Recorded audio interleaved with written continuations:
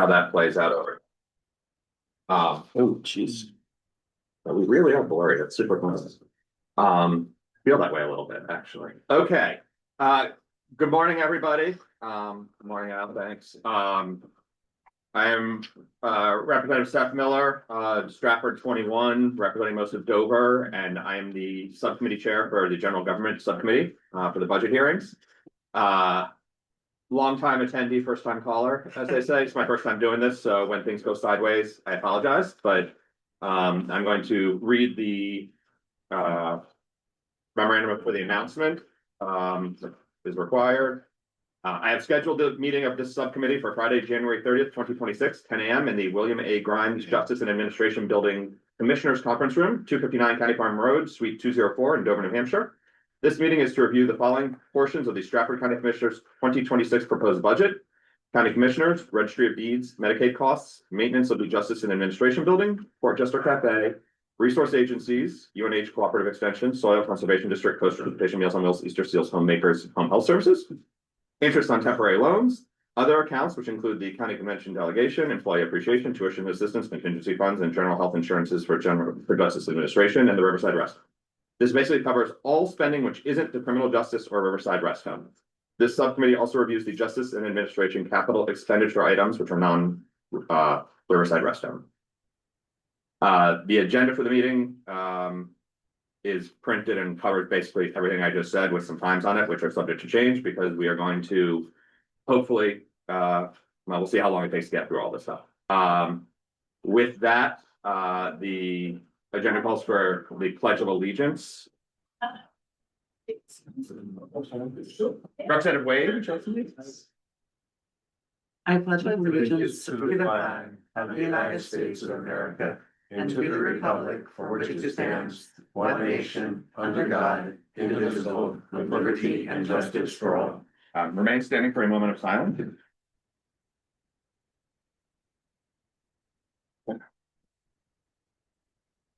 Thank you.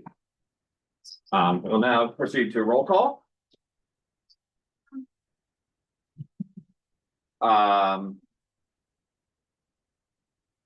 Representative Bixby? Yes.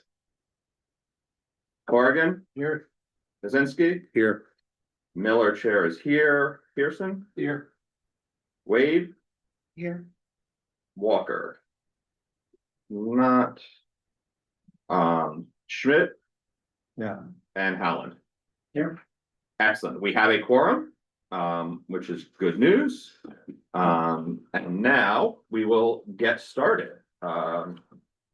Let me just put my paperwork down. Here we are. First up is Meals on Wheels. And for those of you who have a budget copy that want to follow along, these first many presentations are on page 20 in the pink book, or if you're working from the small excerpt bit, it is also page 20, but it's not actually page 20 because it's just the number, but the bottom numbers have page 20 written on them. And in your big packet stuff, resource agencies, unfortunately, these pages are not numbered, but it's about a third of the way in.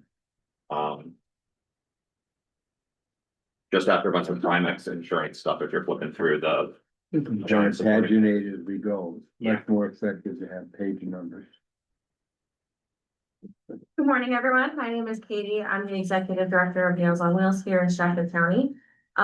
We are requesting level funding this year. As you all, I'm sure, are very well aware of, the cost of providing services is continuing to increase. Again, like I said, we're requesting level funding to help kind of cover that gap. We receive funding from the state. It does cover about 30% of our expenses, or sorry, 70% of our expenses. We have to make up the other 30%. So that's why we're coming here. We're asking the county for financial assistance. We serve about 1,400 Strafford County residents each year, and we provide them about 121,000 meals.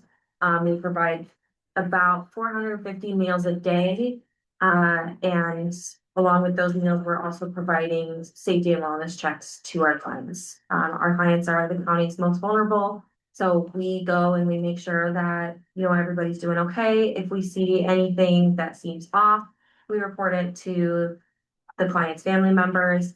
If the client isn't answering the door and you can't reach a family member, we will move on to the next steps of getting a wellness check on them. If we find a client in a position that's bad, then we will also call 911 and wait with them until emergency services arrive.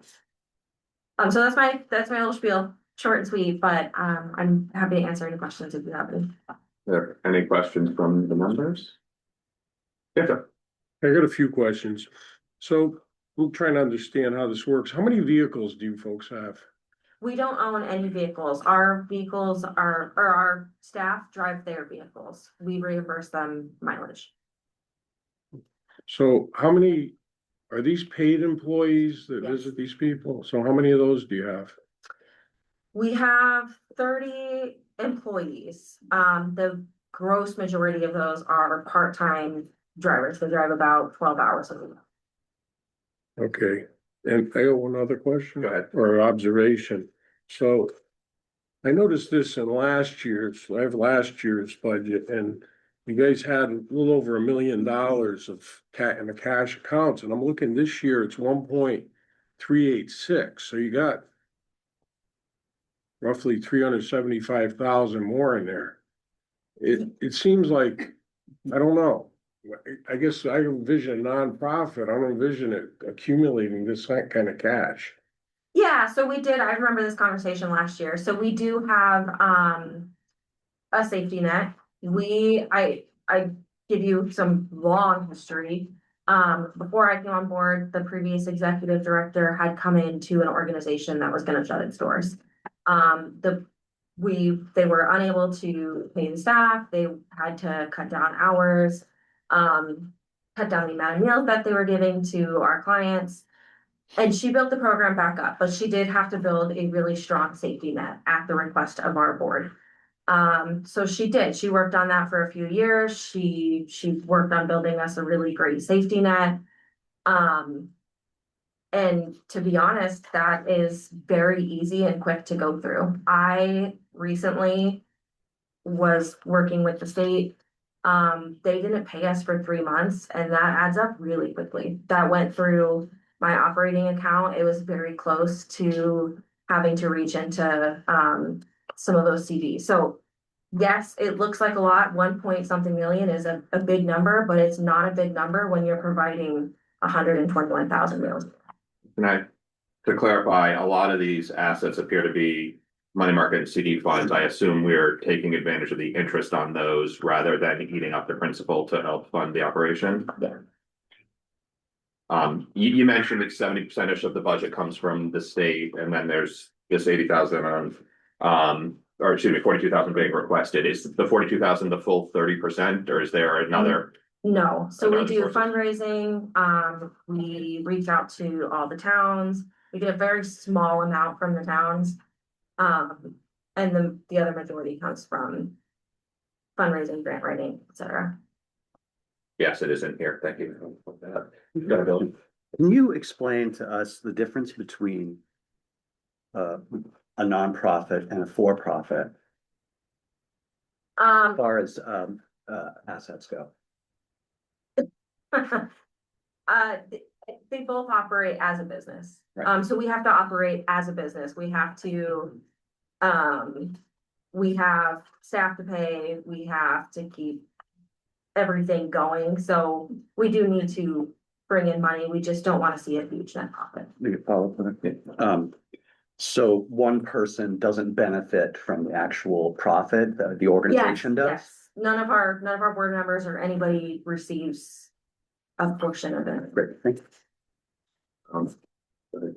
Okay, hang on a second, 1 second. Okay, good. Yeah, well, I don't know where that's leading, but all I can say is this, I'm in business. And I know people in business, and somebody with 30 employees to have almost $1.4 million sitting there is probably pretty unusual. And if you looked at some of the I didn't even get into what the salaries are for the upper level people here, but. A lot of times you compare those in the private sector, and the private sector doesn't do quite as well as some of these. To your question, us higher paid employees do not make anything close to what people in the private sector make. You can see my salary, or if it's in our statements, you can see it, it's not anything to write home about. So if that's your question.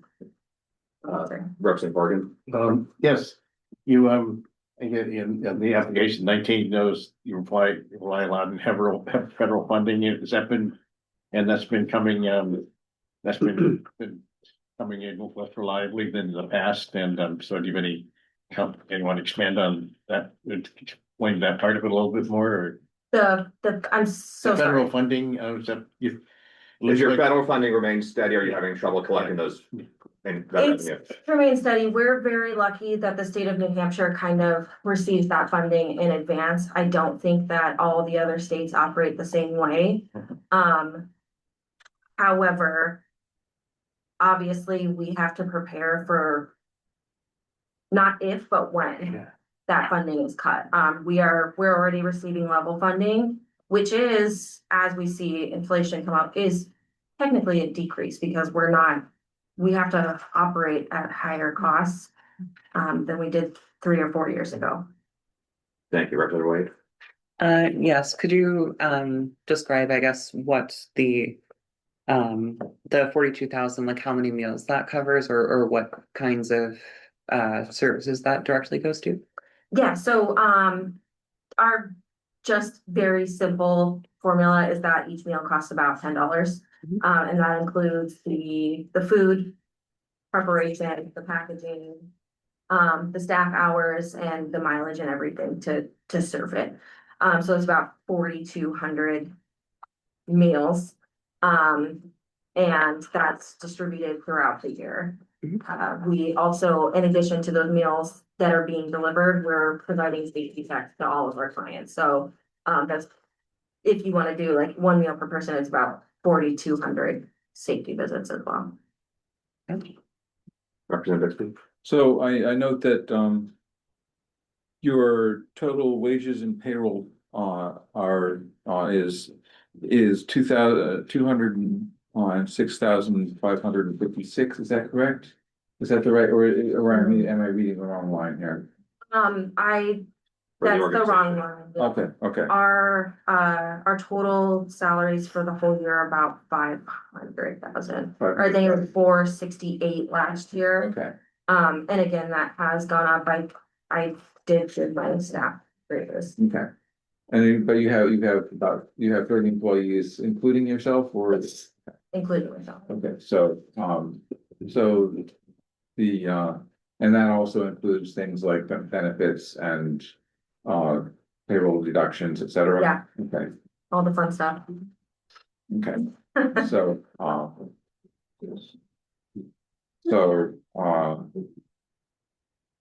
that doesn't seem like an awful lot of money to spend for 30 people. It's not. So our employees, our drivers work about 10 to 15 hours, like the maximum 15 hours a week. They make not minimum wage, but they don't make the greatest money. It's a very good, what do we always tell them is it's a very good like retirement gig. So you're coming in and you're doing something for the passion, not for the money. Can you give us an approximate what that hourly rate is? About 13. 13? Mm-hmm. Okay. And then then we have site managers that see over them. The site managers only work about 29 hours a week as well. Okay, and they are paid slightly more? They're paid more, yeah, about 18. Okay. Thank you, Representative Schmidt. Mr. Chairman, so it's been a while since I've attended this particular subcommittee meetings. But back at the beginning, one of the common experiences was that that the drivers would frequently find people, because in many cases, the drivers are about the only people that these people see. Yeah. certainly on a regular basis, and it was not uncommon for drivers to find people who were in distress physically, some deceased, of course. Mhm. And is that still the case that that these are the only people that many of these people see, they live alone? Yes, Yeah. so, a And you- lot of our clients report that our driver's the only person they see throughout the week. And, example, it's the most cold I've ever experienced, because I'm not from them. In the past couple of weeks, and we had, one client who we knew was very vulnerable. His landlord was not paying heat bill. And we told our driver, we need you to go in that house and make sure the heat's on. And lo and behold, she goes in the house and the heat's not on. That client, we ended up having to call their family and let them know what was going on. The client ended up in the hospital, but moral of the story is thank goodness we did, because if we hadn't gone in that house, nobody else would have known that that person didn't have heat. And that is not an unusual story for January. Representative Wade, did you still have a question? No. Okay. Any other questions, or comments on Meals on Wheels? Going once, going twice. So, thank you very much. Thank you. Thank you. Thanks for your work. Thanks.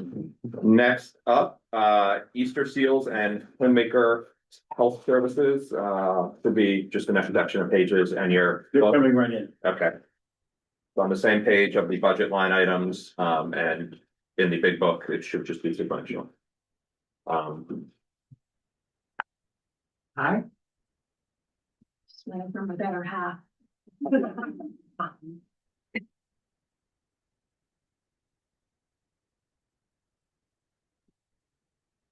I look so much better. Thank you for that. Good morning. Floor is yours. Well, thank you. No. Full house this morning. Nice and toasty in here. My name is Lori Duff, and I'm the Director of Senior Services for Easter Seals, New Hampshire. I'm Kelly Wood. I'm the Senior Vice President and Controller for Easter Seals, New Hampshire, Vermont. And so thank you very much for allowing us to speak today. I've written some things down that I'm gonna read, just as a brief introduction to our services. Chairman Miller and committee members, thank you for your continued support and the opportunity to speak to you this morning. Easter Seals continues to have a strong presence in Strafford County, providing community-based services that support older adults to age in their communities. These services include a facility-based adult day program, in-home care services, such as homemakers, personal care services, nursing services, and also supportive independent housing. Last year, we served a total of 1,011 older adults across New Hampshire, with 31% of those being residents in 11 towns within Strafford County. 81% of the residents that we serve in Strafford County are over the age of 65. 76% of these individuals are categorized as very low income and low income, and are funded through the Medicaid waiver or Older American Act grants. These rates do not fully cover the cost of providing services and require assistance to achieve fiscal sustainability. We utilize evidence-based interventions and focus on program impact. Some of the outcomes for our adult day program include an 83% reduction in loneliness, a 62% decrease in falls risk, an 81% reduction in the presence of depression, and a 76% demonstrated cognitive stability or improvement. The adult day program will be returning to their original location at 42 Healthcare Drive in Rochester, following 3 years in a temporary location. We are actively planning for a March-April return to the Champlin House. We have 139 staff with our in-home program. 61% of the individuals we serve in their homes reside in Strafford County. We deliver over 11,000 hours per month. Many of the individuals we serve have varying levels of chronic disease, such as diabetes, cardiac issues, arthritis, and dementia. 53% of Strafford County individuals over 65 years old acknowledge living with 4 or more chronic diseases. 9% in Strafford County have been diagnosed with a form of dementia. A high percent of the individuals we serve have chronic diseases. Of those residing in Strafford County who are 65 plus, 60% of those in Strafford County are between the ages of 65 and 74. 28% are between 75 and 84 years old, and 11% are 85 and older in Strafford County. So it is obvious that your cities and towns are aging at a similar rate as the rest of New Hampshire. 25% of residents over 65 years old in Strafford County live alone. The need for continued high-quality services, such as what Easter Seals offers, is imperative to care for your aging residents. We have some residents whom we have been serving in the community for over 20 years, and that is not an unusual number. The longevity of care can be a continued benefit to nursing home capacity challenges. Not only are the services provided valuable for those that we serve, they play a vital role for family caregivers, providing a necessary break, allowing them to work or address their own health issues. In addition, Easter Seals continues to provide other vital services to residents in Strafford County, including military and veteran services, waiver services for individuals with intellectual and developmental disabilities, clinical counseling, and youth transition services. All of our services provide components of addressing social determinants of health, which are the non-medical factors that influence health outcomes, such as environmental, socioeconomic status, and food. It's our greatest desire to continue the 41-year history of providing critical services to allow older adults to age in their communities while minimizing social isolation, unnecessary emergency room visits, and premature nursing home placements. We are requesting $80,000 to support the community-based services provided to older adults residing in Strafford County who are low income, whose cost of service is not fully reimbursable through insurance or other funding streams. Thank you as always for your consideration. And any questions? Thank you. And I will note that similar to Meals on Wheels, this is a level budget request from last year. Questions, Representative Wade? Similar question from last time as well. Have you had any difficulties, or do you anticipate any difficulties with federal funding remaining consistent either this past year or in the future? From the program that we're referring to, I don't believe so. However, Easter Seals is predominantly federal and state grant, and there are other areas within federal that we are seeing challenges with. Representative Howland? So you mentioned that you, some of your funding source is through the Medicaid waiver. Is that Choices for Independence? Yes, it is. Both. So for our in-home services, it is the Medicaid waiver, which is Choices for Independence, and on the adult day side, it's both what we call straight Medicaid and the Medicaid waiver. Additional questions? Thank you, Mr. Chairman. So how many of your clients live alone? I would say, so the individuals living in Strafford County over the age of 65, there are, what did I say? You don't have to give me an exact number, but. Oh, okay.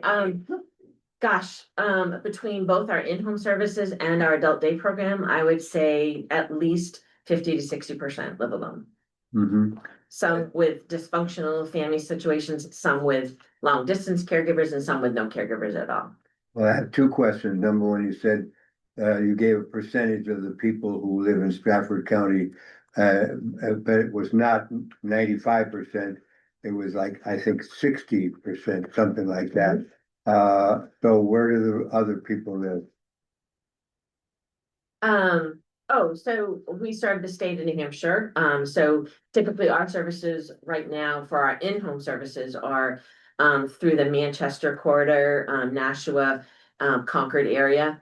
those are the areas that we also serve. Okay, so you're not right around Strafford County, in other words, you're as far away as Nashua, which is about 50 miles away, I think. Yes, yes, we also have an adult day facility in Manchester as well.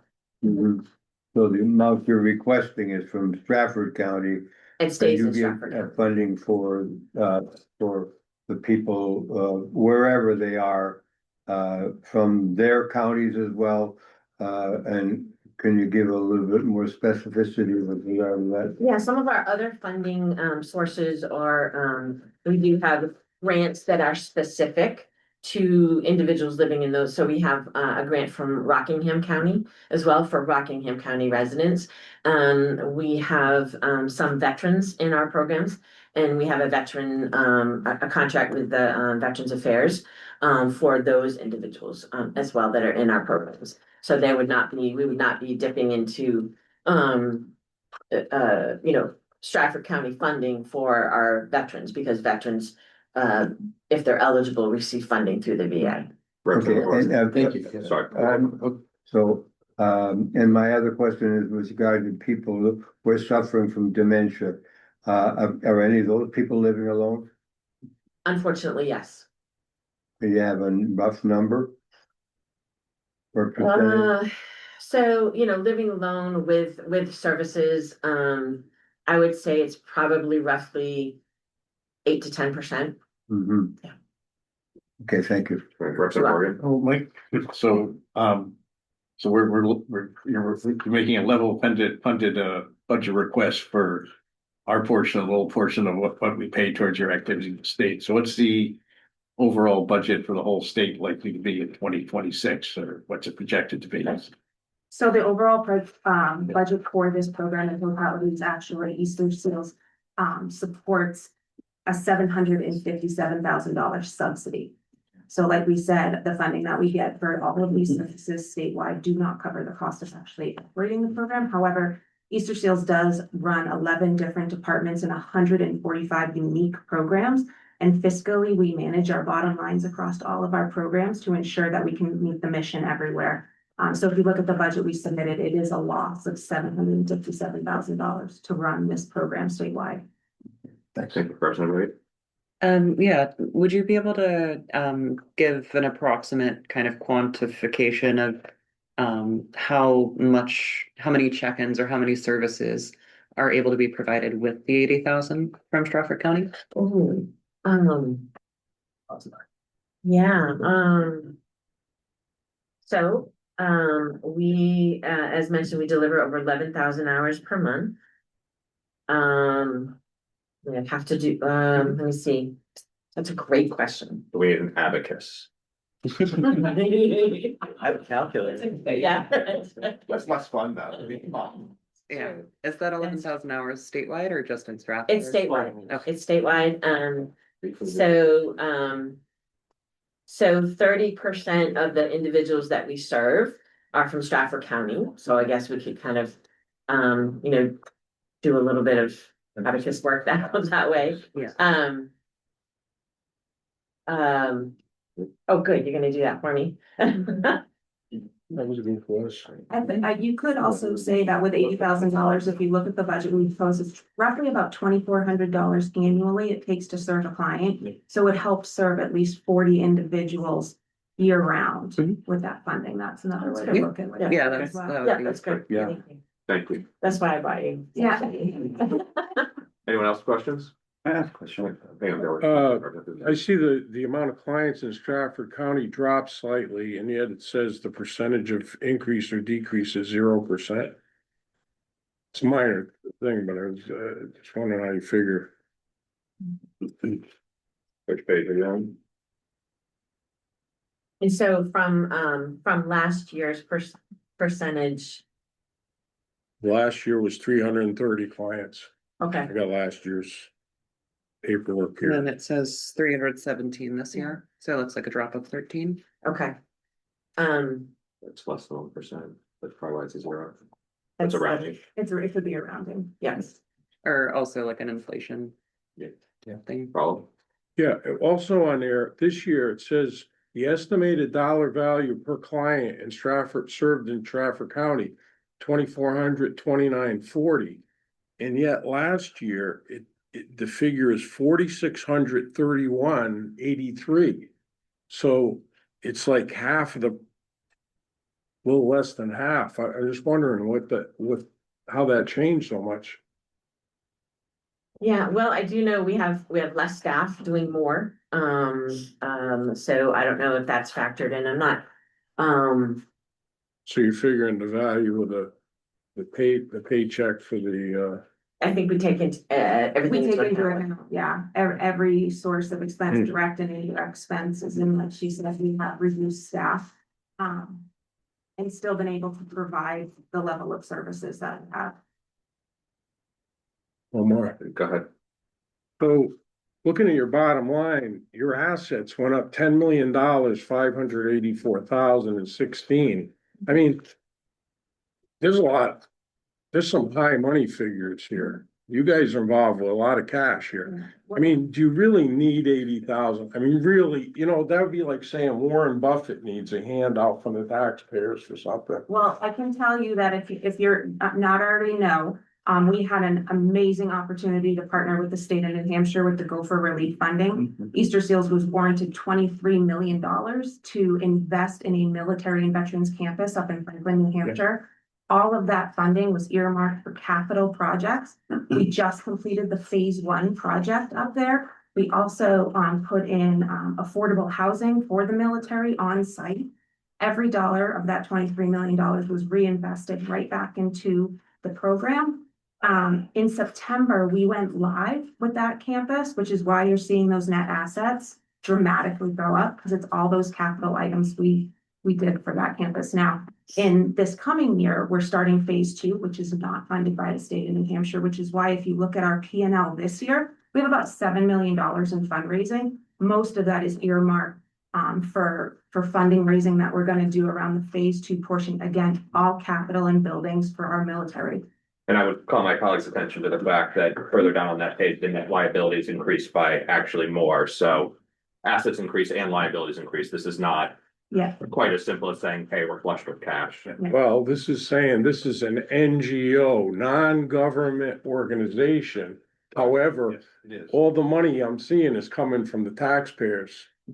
As someone who pays a pretty good amount to the federal government, I don't look at that as free money that gets, whether it's. I think that's a mischaracterization of the revenues, Representative Butler. The billionaires notwithstanding, you're a nonprofit, right? That's correct. Are all your tax returns available to the general public? All our 990s are public information online. Yep. Great. And I will say that from a cash perspective, Easter Seals holds a 22-day cash on hand, which is actually a little bit lower than industry standards. So we have roughly a $3 million payroll every 2 weeks. We have about 10 million in reserve to help support us, be fiscally sustainable and be prepared for things like we're seeing government shutdowns that could potentially happen. So we're so heavily weighted with government and state contracts. So it's fiscally responsible to be able to hold on to those assets to be able to support the organization during the ebbs and flows of our economy. So all of those tax returns from previous years are available for anyone in the country. Yes, it is. You just look it up online? Yeah. Great. One more question. What would be the cost to the county? This is not trying to throw you off. I'm just curious. What would be the cost if we didn't have your services for maybe even just one person? Well, so I would say the average person gets between 12 and 15 hours. So if we're talking about in-home care, so 10 to 12 hours per week, sometimes more, sometimes less. And so that's so the services that we provide in the home, as mentioned, they're under specific grant programs that do not fully fund the cost. And so there's no one else in this area currently that has those contracts. And so that would go away and those people would not be served. So in the adult day program, we also, it's as Kelly alluded to, it's fiscally responsible to have a variety of different funding sources to be able to address whoever comes in the door. And so we're doing that. So an adult day, I would say, many of those folks do have caregivers. And so it would fall on those caregivers, those invisible caregivers, that are doing the work. I think, what I'm trying to get at is the unintended consequences of not looking after these people that have no one else to look after them. That person had died in their home. What would be the cost to the county to take care of that? Much more than what we're providing right now, and you would see them knocking at the county homes door. All right. It would just elongate our list at Riverside for people that we can't serve, we take priorities. We don't take the list as it comes. We take priorities for people that could be placed in that situation. But part of our relationship with homemakers is keeping these people at home.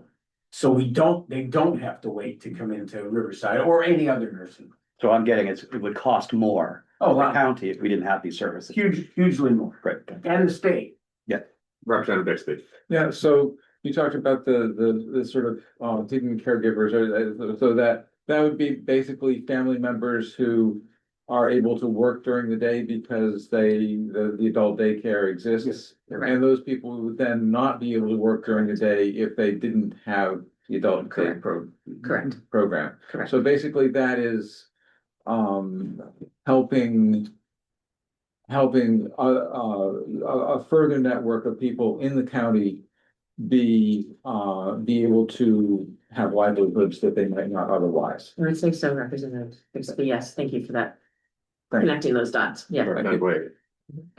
Yeah, somebody mentioned that the federal shutdown potentially causing some funding issues. I know we had one last year, and we'll wait and see what happens tonight if there's another lapse. I just was wondering if you could elaborate on what the effects of a federal government shutdown are on your program. Well, I don't think it would be immediate, but we would start to see, we would have to provide more crunching than we did last year as far as, really looking at staffing and the services that we're providing. I don't have a particular number to go along with that, but like everyone else, we would be on full alert to try to figure out how to make it work. And that's kind of what we did. We just tried to figure out how to make it work. Gotcha. Thank you. Any further questions for? I'll just follow, I think, didn't you say it was 11,000 hours? Yes. And a third is, so it's 3,300 hours that you're serving Strafford County according to that. And then the only thing I would follow up with Billy saying, and that's the reason I asked you about the Medicaid waiver, which is Choices for Independence.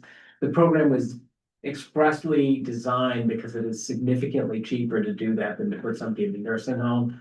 And so they provide us with, an avenue that is much more cost effective for the county than us putting it out. So it's a great example of why the program was developed. Thank you. Yes, the definition of Choices for Independence is that these individuals are eligible for nursing home level of care, but the waiver is in place to allow them to stay home and receive services there instead of being placed. One last question. In previous government shutdowns, that would stop funding coming to your organization. And then the government comes back. Do they make up the money they didn't send you during the shutdown? They do, Okay.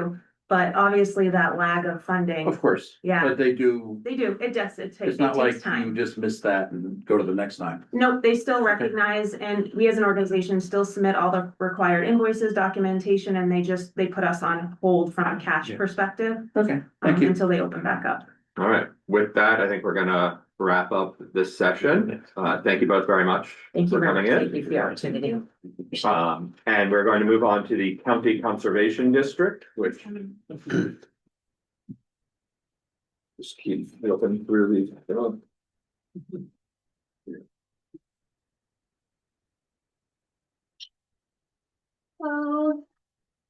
Morning.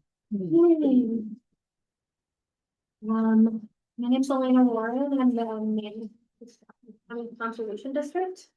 I have a couple things here. I have our annual report and our equipment rental program. If you'd like one, grab one and pass it around, thanks. I'm still not allowed to rent a giant tiller to do my front yard, right? We are about to get a small rototiller. They have them at Home Depot, so. But Yeah, but why wouldn't I support my local county operation rather than Home Depot? We don't have the track, you just wanna drive. I really just want to drive over the track one day, but watch their training program visit. Anyway, sorry. Welcome.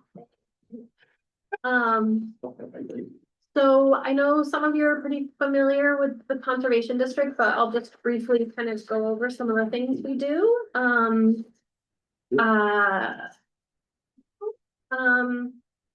The conservation district is, we're a government agency. There's one in every county across the whole country. And each one is locally led by a board of volunteers. So in Strafford County, we have 7 board members right now. They're all residents of the county. And our mission is to help landowners and farmers address conservation issues. We're non-regulatory, so we don't tell anybody what to do. We just help them solve problems. And a lot of our services and projects focus on improving water quality in the Great Bay watershed by helping farms reduce nutrient and sediment pollution. And also, we focus a lot on improving the health of soils on farms and other land. And so one of our programs for doing that is we rent out specialty conservation equipment at a low cost to help farmers and landowners implement conservation practices on the property that they wouldn't be able to do otherwise. We currently have 15 pieces of equipment that we rent out to address a wide variety of conservation concerns. And all that information is in the black booklet that I passed around.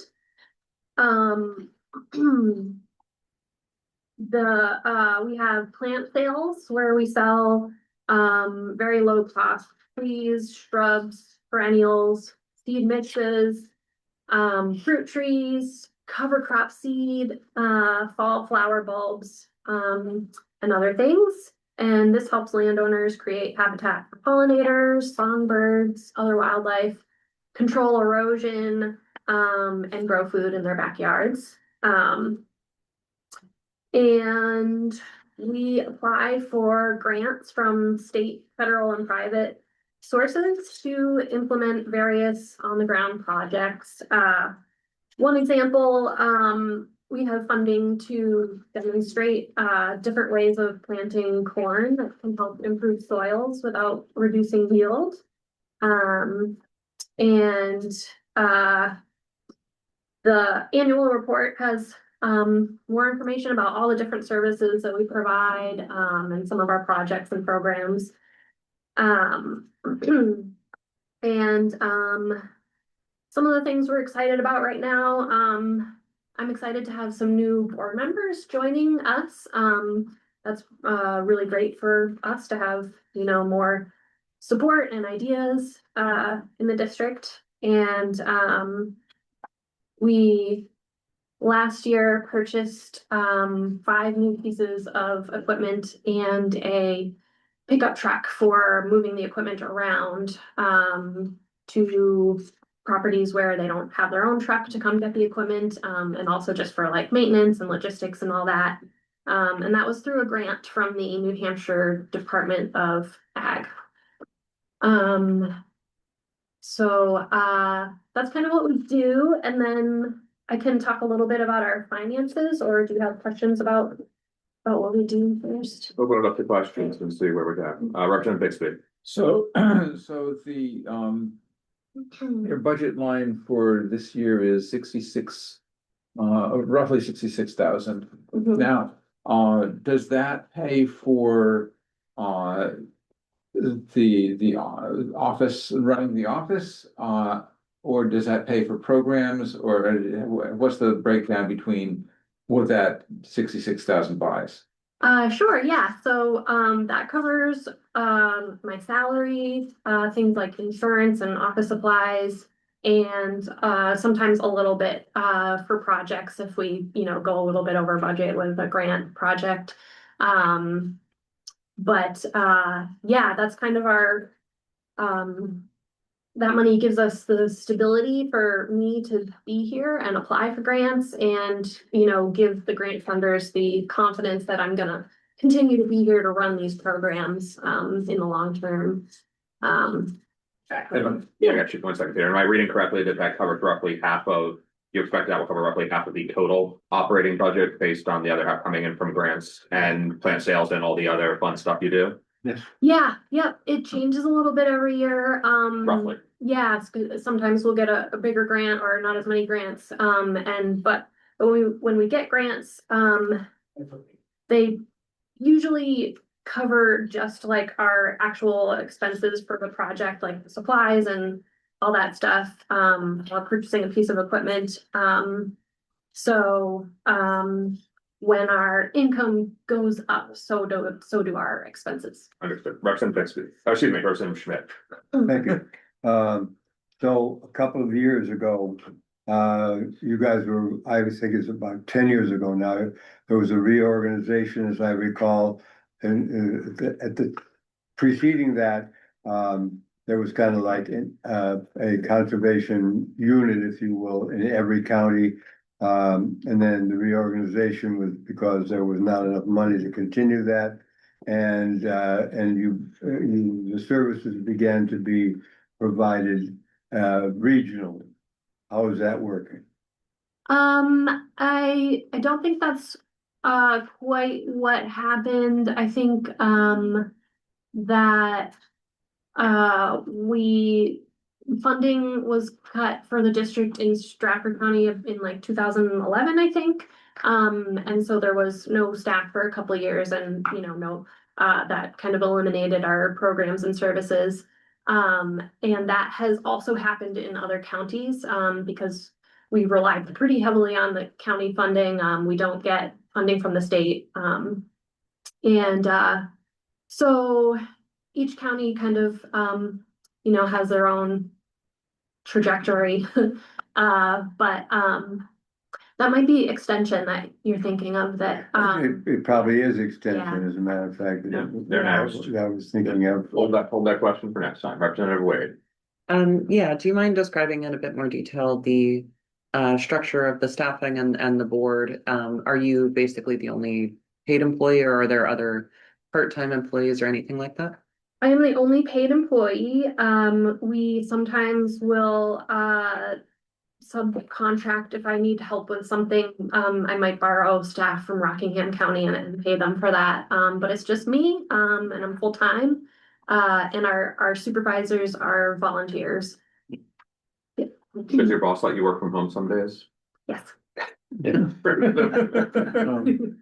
mentioned the plant sales, you might want, and I first of all want to say that I moved to a new place for my house. I'd lived in for 23 years. I had to leave a tree I planted. They got the plant sale. I think some of the other perennials survived. So just want to tell us a little bit more about the 2026 plant sale, because it will be spring pretty soon. Yes. Weather outside notwithstanding. Yes, weather outside notwithstanding, as Sharon aptly pointed out. Yeah, so we will begin accepting orders in the next few days. Actually, I'm just trying to finish everything up. And so you can go on our website and see all of the plants that we have. I have 52 different plants this spring. Lots of native trees, shrubs, and perennials. People really like those for, the wildlife benefits. Blueberry, raspberry, apple trees, peach trees, and a couple of supply type things like biodegradable weed mats. And I'm also doing a seed sale this year for fruit and veggie seeds from Fedco in Maine. They do like some heirloom varieties and organic stuff. Oh, thanks. Do you have a native wildflower mix by any chance? I'm in the market. I do. Billy's looking at me like I'm about to be a little selfish here. Yeah, I do. They, Follow up later. You don't have to. Yes. After I get the rototiller to do the front lawn, I'm putting in the wildflower mix. Representative Bixby. Yeah, so the plant sale is is essentially a fundraising, probably not vastly profitable, but does it at least run in the positive? It does, yeah. So the board's kind of decided that we would rather keep prices low to increase access to the plants than try to really make a lot of money off of it. So for example, last year, I think we made like $3,000. And and I spent quite a bit of time on it, but yeah, that was our income minus the cost of buying the plants and the supplies and stuff. Representative Howland? You guys haven't considered a small excavator for your like rental program? Yes. At the moment, we don't really have the capacity for like high maintenance equipment that have like their own engines and stuff. So it's mostly pull behind stuff, right? Yep, although we do have like a little tiny walk behind tractor with attachments. And the other issue is that to get a grant for that, we usually, the grant funders want to see like a really clear conservation benefit. And way back, in maybe the 70s, we had like bulldozers and stuff for, digging farm ponds and things like that, but, that's gone out of style a little bit. I was just thinking in terms of runoff, like if you with a small, even something small like a tractor attachment with a scoop would allow you to dig a channel for runoff. Yeah. I think, yeah, a lot of people would find that useful. And if you write the grant. Yeah. Yes, you wanna help me out with that? Representative Kaczynski, and then Yeah, William, and as then. far as these equipment rentals, what do you provide that can't be provided by a private rental company? Almost every piece of equipment that we have is not available anywhere else. And it's, mostly equipment that farmers only need to use once in a while. So for them to buy it would be, not economically feasible for them. Yeah, there's, local rental places have things like rototillers and tractors and stuff. Yeah, the only area of overlap is the rototiller that we're gonna get for our tiny walk behind tractors. Really the only thing I can think of. One second, I'll get to you. Okay. Follow. And as far as the advice you give on planting corn or whatever, how much of that is not available if somebody was gonna research it on the internet or read about it in some books or something? I think that a lot of farmers are hesitant to try things until they see somebody doing it near them. So like this corn planting project, for example, is something that some really big farms in the Midwest are already doing. And a lot of the things that we've worked on over the years, the attitude has been like, that's not going to work in New Hampshire because of the scale that we're working at and our soils. But if we can work with, we can look at the research and work with people from UNH and stuff and try it out in New Hampshire and say, actually it does work and we'll help you with the equipment, and then people start to think about trying it out. Thank you, Representative Wade. Sorry, Yeah, so I was wondering with the plant sales, is that mostly to the public, or is that do you also do any kind of more like bulk sales to farms? Do you work with any like municipalities that are looking to plant trees around town or something like that? I feel like that could be a great partnership opportunity to like work with the farms that you're already renting equipment to. I don't know if that's something that you do. Yeah, we definitely do.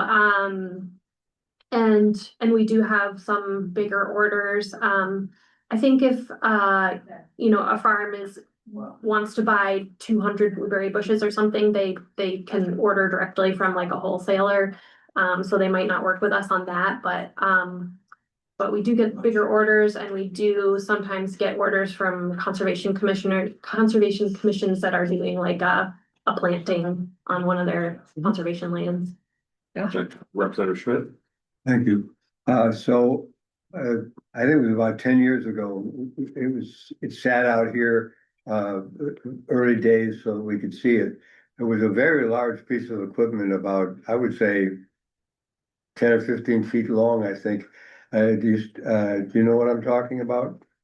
Was it like, was it maybe our wood ash spreader? It's like, looks like a. Well, Ray, Spreader, if or- we get him back out, we can ask him when he gets back to it, because he'll remember. But anyway, you mentioned a while ago that you had, I think, 5 new pieces of equipment. Were those discrete units, or were they 2 of this and 3 of that, or whatever? And what's the demand for that type of thing that you acquired? Something you got granted, or something you requested and it was provided or purchased? Well, can you talk to that? Sure, yeah, so we, Sorry. when we decide what equipment to buy, we take input from, our equipment customers and our board and people who come to our meetings we have public meetings once a year where the public comes and tells us what they think is important in Strafford County. So that's how we decide what to get. And, last year we got 5 different things. One of them was a seed drill, which. They showed me the picture of the stuff. Yeah. That's done. And that got snapped up right away and was heavily used by our Strafford County people.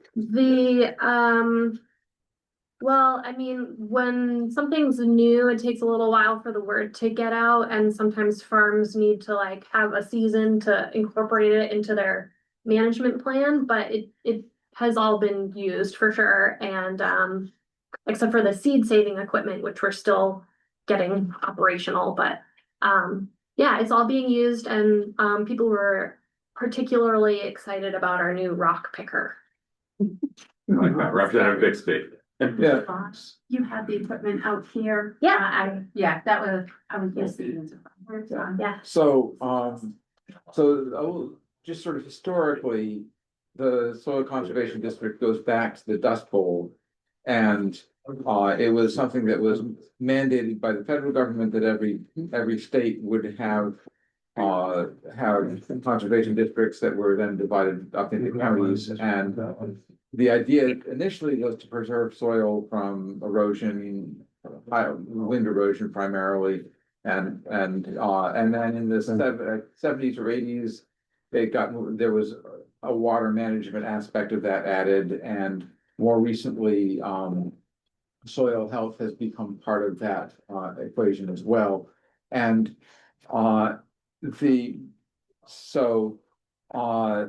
the equipment that you are renting is all really geared towards that mission of maintaining soil quality and water quality and soil health. Is that correct?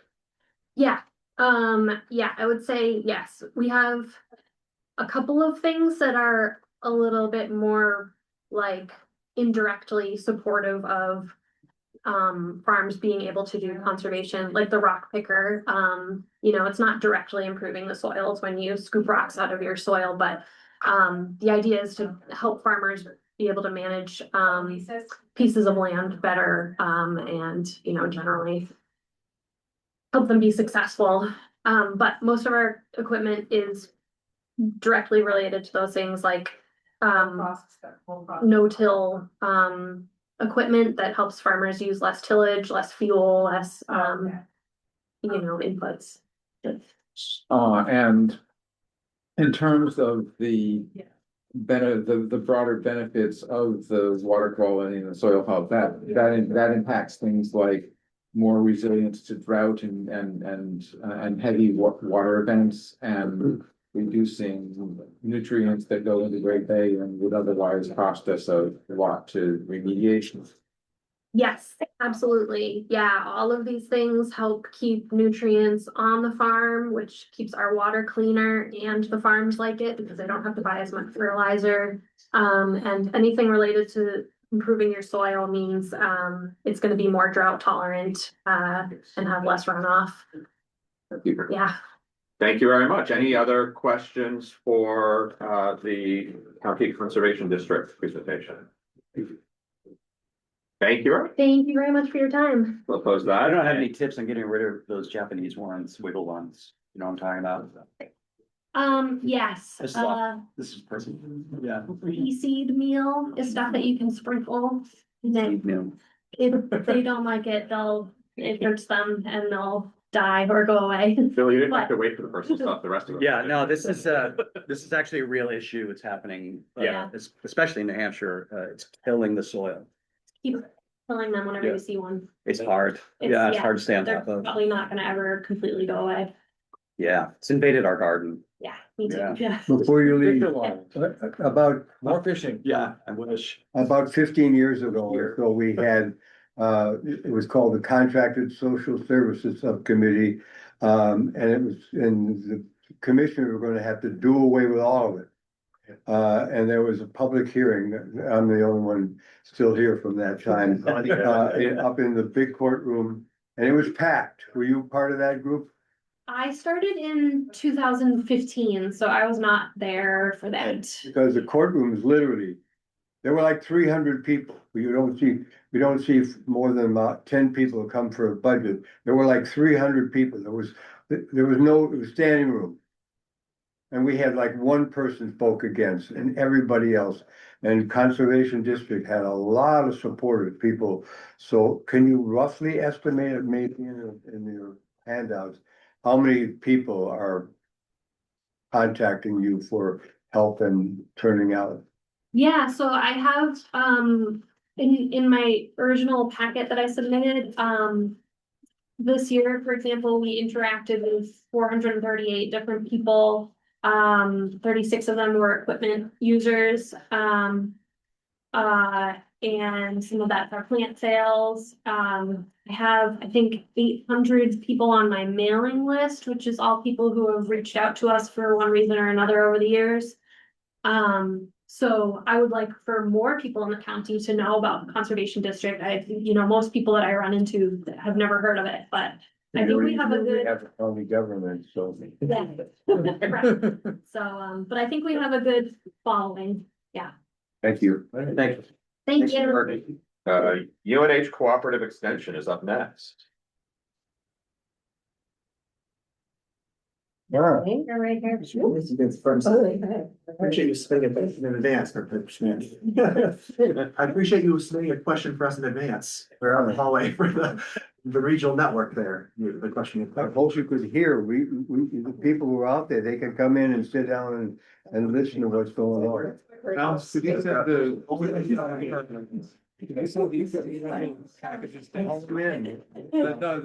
right under your elbow.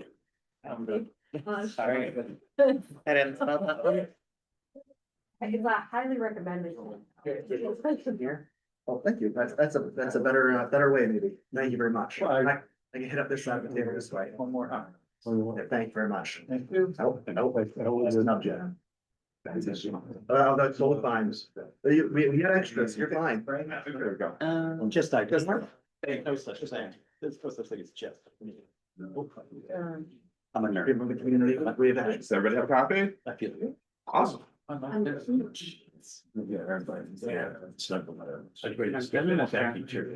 No, we're good. I was negotiating for some flowers. This is teacher 101 is don't give people the handouts because then they look at them and don't send them to you.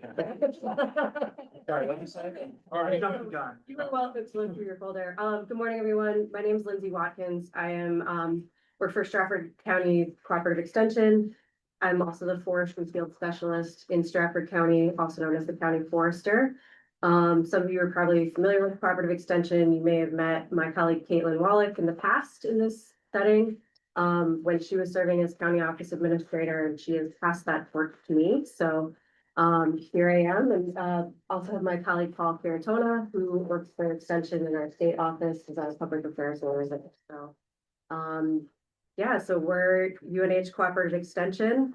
Paul's gonna give you a little bit more of an intro to the big picture of who we are and what we do, though I suspect it's probably familiar to most of you. Absolutely. So yes, Paul Caratona, Public Affairs Manager.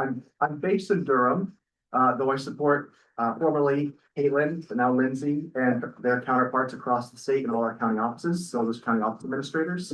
Also working with our advisory council members. I always love coming to Strafford County just because I'm a Strafford County resident myself.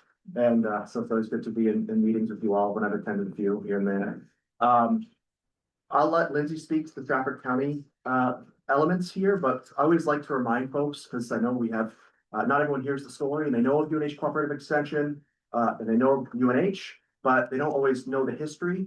And so I always love to share that we're called Cooperative Extension, not just because we're so cooperative and work with a bunch of people and have partnerships, but really in 1915, Congress said all of these land grant institutions, every state has a land grant institution.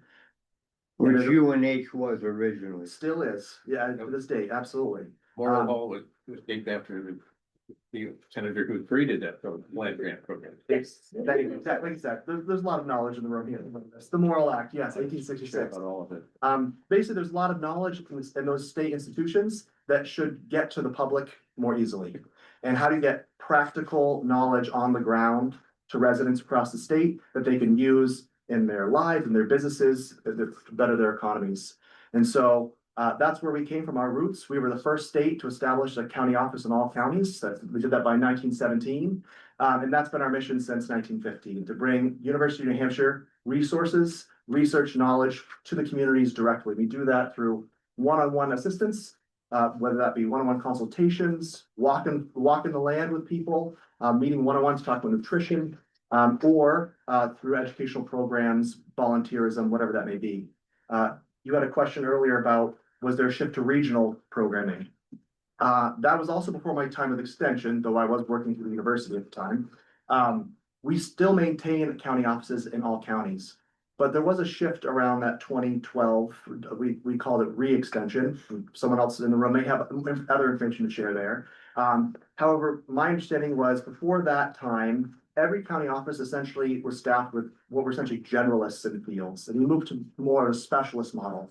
And so when counties invest in their county office, they get their county staff, but that county food and agriculture specialist may be a specialist in soils or crop or livestock or in the business planning side, right? They'll have a general knowledge of all the fields, all the subjects within agriculture, but they have a specialization. And so with our new network, it's not really new anymore, but with that kind of specialist model, when counties invest in the county office, they get the on-the-ground staff, but then they get access to our whole network. So our county ag specialist or our county forester may be the perfect person to answer that question, or they'll say, you know what, actually, I'm going to come out to your land, but I'm going to bring my colleague so-and-so from another county or from a state office who's a specialist in that and give you the best information, right? So absolutely still county-based, but we do have a statewide network of educators as well, based out of UNH in Durham. And we cover the whole state. So it's kind of it's a mixture of that local and state, but really trying to bring the right people in to help the. So that reorganization has succeeded as a concept and is working well. I would argue, yes, absolutely. And I think that especially this day and age, being able to bring in a specialist in that field who can connect and allowing our county staff who might be able to be the person who makes that direct answer, because they might be the specialist in that field or might have the knowledge to provide that specifically. Our county specialists have the ability to act almost as triage. They're the front gate that people want, they pick up the phone, they're the first person reached out, they're building connections in the community, so getting more referrals. But then they are the bridge to that broader system of, I should know the number off the top of my head, forgive me, but about 120 educators across the state, and across the different programming areas. Yes. Yeah, so Extension provides programming and resources in sort of 5 main program areas. So 4-H youth development and education, community and economic development, food and agriculture, health and well-being, and natural resources. So this kind of goes with what Paul was saying. In Strafford County, we don't necessarily have a staff person who's assigned to each of those 5 program areas, but we're still able to leverage our staff around the state to provide programming in all of those areas to Strafford County. So for example, for our office, we have 3 full-time staff members. We have a 4-H youth development and education specialist, that's Caitlin. We have our food and agriculture specialist is Jonathan Eva. He's in particular has a lot of expertise and knowledge in greenhouses. So he functions as our county specialist, but also then is able to take that knowledge to the rest of the state and then tap into his colleagues on that team's knowledge to bring that to Strafford County when needed. And then I'm our natural resources field specialist, so county forester. But I also tend to work with our statewide network of educators and other partners. My expertise in particular is in urban forestry, community forestry, arboriculture and tree planting. So, for example, I was in this room, I think sometime last year, talking about some assessment I did on the trees around the courthouse. So we can leverage what we do in the county and around the state to provide better service for all of our constituents. So there's some really great examples that I'll call out in the Extension magazine that is in the folder that I handed out to each of you. We're not saying Lindsay is our. I was gonna say you may not recognize the cover model, but that's what I usually look like. I'm significantly less comfortable dressed up. This is dressed up for me. I thought about coming like that, but I could hear my mother yelling at me from 15 years into the afterlife. Be you. So Wielding a chainsaw at the people approving your budget is often frowned upon. this is a fair point. Not sure, or highly approved, I'm not sure, but it'd be great. Not sure if they would have. But there's a couple of great stories in there that sort of get at this model and how well it works. So, one of them is a workforce development program that we've been providing. Extension developed what we call an industry recognized credential, where high school students or other folks who are interested in career change can get some education and credits toward becoming a Society of American Foresters certified forester. So, that was work that incorporated our state field specialist in forest industries, our state forestry field specialist, and I've been also involved in that as an educator, and that's why I'm on the cover of the magazine.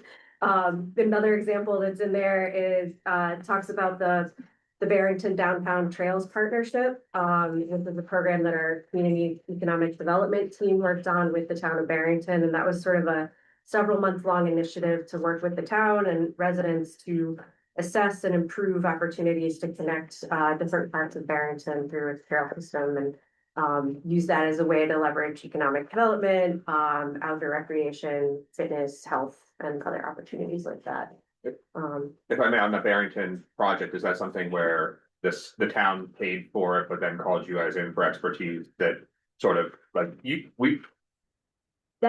co-op didn't buy the trails land and do all that, right? You just showed up and helped them make it happen. It was existing town land, so Barrington Conservation Commission and existing conservation land, but helping facilitate, with input from the community, how to sort of put those trails together into a cohesive network that also allowed people to get from, wherever they might live to the town center And also working with local partners to decide and discuss, best practices around, well, if you're going to create this regional network, what sort of businesses would want to be there, right? So cafes, shops, like how do you then have signage at those trails to direct people to don't just come here for the trail and then leave, let's get you to the nearby, whatever it may be, right? And so, so that's all kind of part of that work. Amplifying the value. Absolutely. And bringing together local partners we don't decide those things, we provide best practices and start the dialogue, be connectors, right? So that it represents the community. And as a Barrington resident now, I appreciate it. Actually happening in Durham. Excuse me, Representative Howland. Now you can't see me over there. Representative Bixby. Yeah, so, that reminds me of something, sort of, full disclosure, I'm on the advisory council for the Strafford County Extension. One of the things that I've always been impressed with is the way that you leverage volunteer work. And that you can use the knowledge, your expert knowledge in order to help a broader range of people actually do the work. To speak to that, so we exist Smith-Lever law, Smith-Lever Act, Congress. We also exist in New Hampshire RSA, and recognizing us in our foundation here in the state. And part of that law actually spells out that we will utilize volunteers to amplify the efficiency, cost efficiency of our programming and spread it. So that's very core to our mission, having volunteers and not just training volunteers to be done. Some projects are done in a day, come clean up a trail, connect you with the local community, but many of the volunteer opportunities are training volunteers to be out and kind of amplifying that work. Absolutely, whether that be our marine docents or our advisory council members or our master gardeners, 4-H volunteers, absolutely. 4-H doesn't operate without volunteers. You know, it can need those club leaders. Yeah, Sure. one of the items I put in the folder is a list of some of our different volunteer opportunities, and then in the county highlights, we have county highlights, as well as I think there's a page in the magazine that touches on volunteer hours for last year. But in Strafford County, we had 530 volunteers that accounted for 11,530 hours of service, and that spans 4-H and 4-H youth clubs, 4-H camps and school collaborations, as well as natural resources. So programs out working in the community, doing invasive species control, citizen science work, all different volunteer programs that, you know, someone at Extension helps to manage and coordinate and leverage that work for our communities. So Representative Morgan. Yes, I noticed here on your cover page, you lost a staff person because she was funded by federal SNAP education funding, which went away. So what was that program she's working for, and how are those needs in the county, which obviously haven't gone away, how are they being met? Is that through your organization, or? It's a great question. Yeah. Mind if I take a stab at that? No, go for it. Absolutely. So, so part of SNAP, Supplemental Nutrition Assistance Programs, food stamps formerly, part of that national program used to include SNAP education. So which was a program meant to educate youth and adults in how to, quite frankly, how to make their dollars go further, how to make better choices in the grocery store, then how to prepare food for some of the populations where we would serve. I mean, it might seem kind of silly is not the word I want to use, but people might say, well, what do you mean someone doesn't know how to use a pepper, right? But for someone who grows up not with access to fresh produce, they don't know necessarily how best to use that or cook it, prepare it in a way that makes sense and where they can leverage their dollars. So that nutrition program was meant to educate people how to make their dollar go further and create cost-effective, nutritious meals. That was eliminated at the federal level, so that doesn't exist anywhere across the country any longer. And that meant extension. It was about $1.2 million worth of federal money that the state contracted through us to provide that service. So we had a SNAP educator in every county. We were able to retain, because of other federal grants and other state money, we were able to retain a few of those staff members who had specific backgrounds and skills regionally in different areas of the state.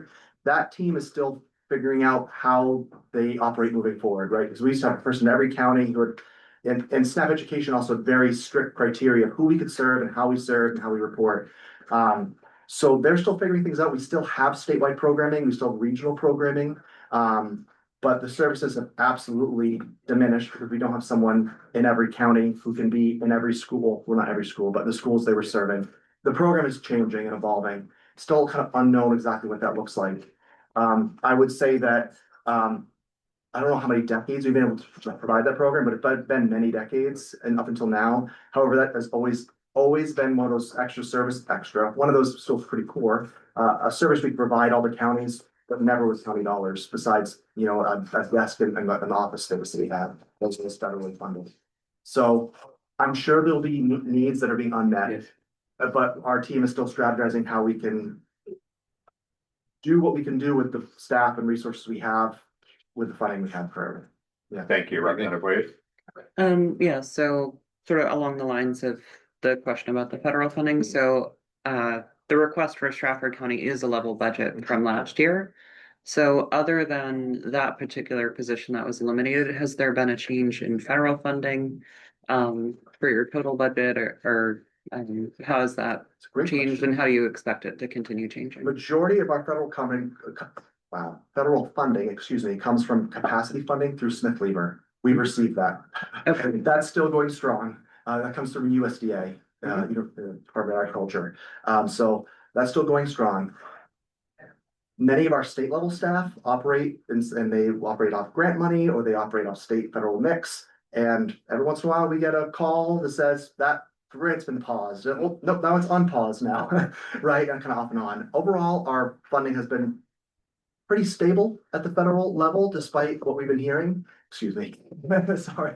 Loquacious, I apologize. No, just knock on wood. I don't want to. Oh, got you, exactly. Oh, sure, gotcha. I thought that was my wind up music. I will be the last person to make it to that, because I thought I'll get the front this year.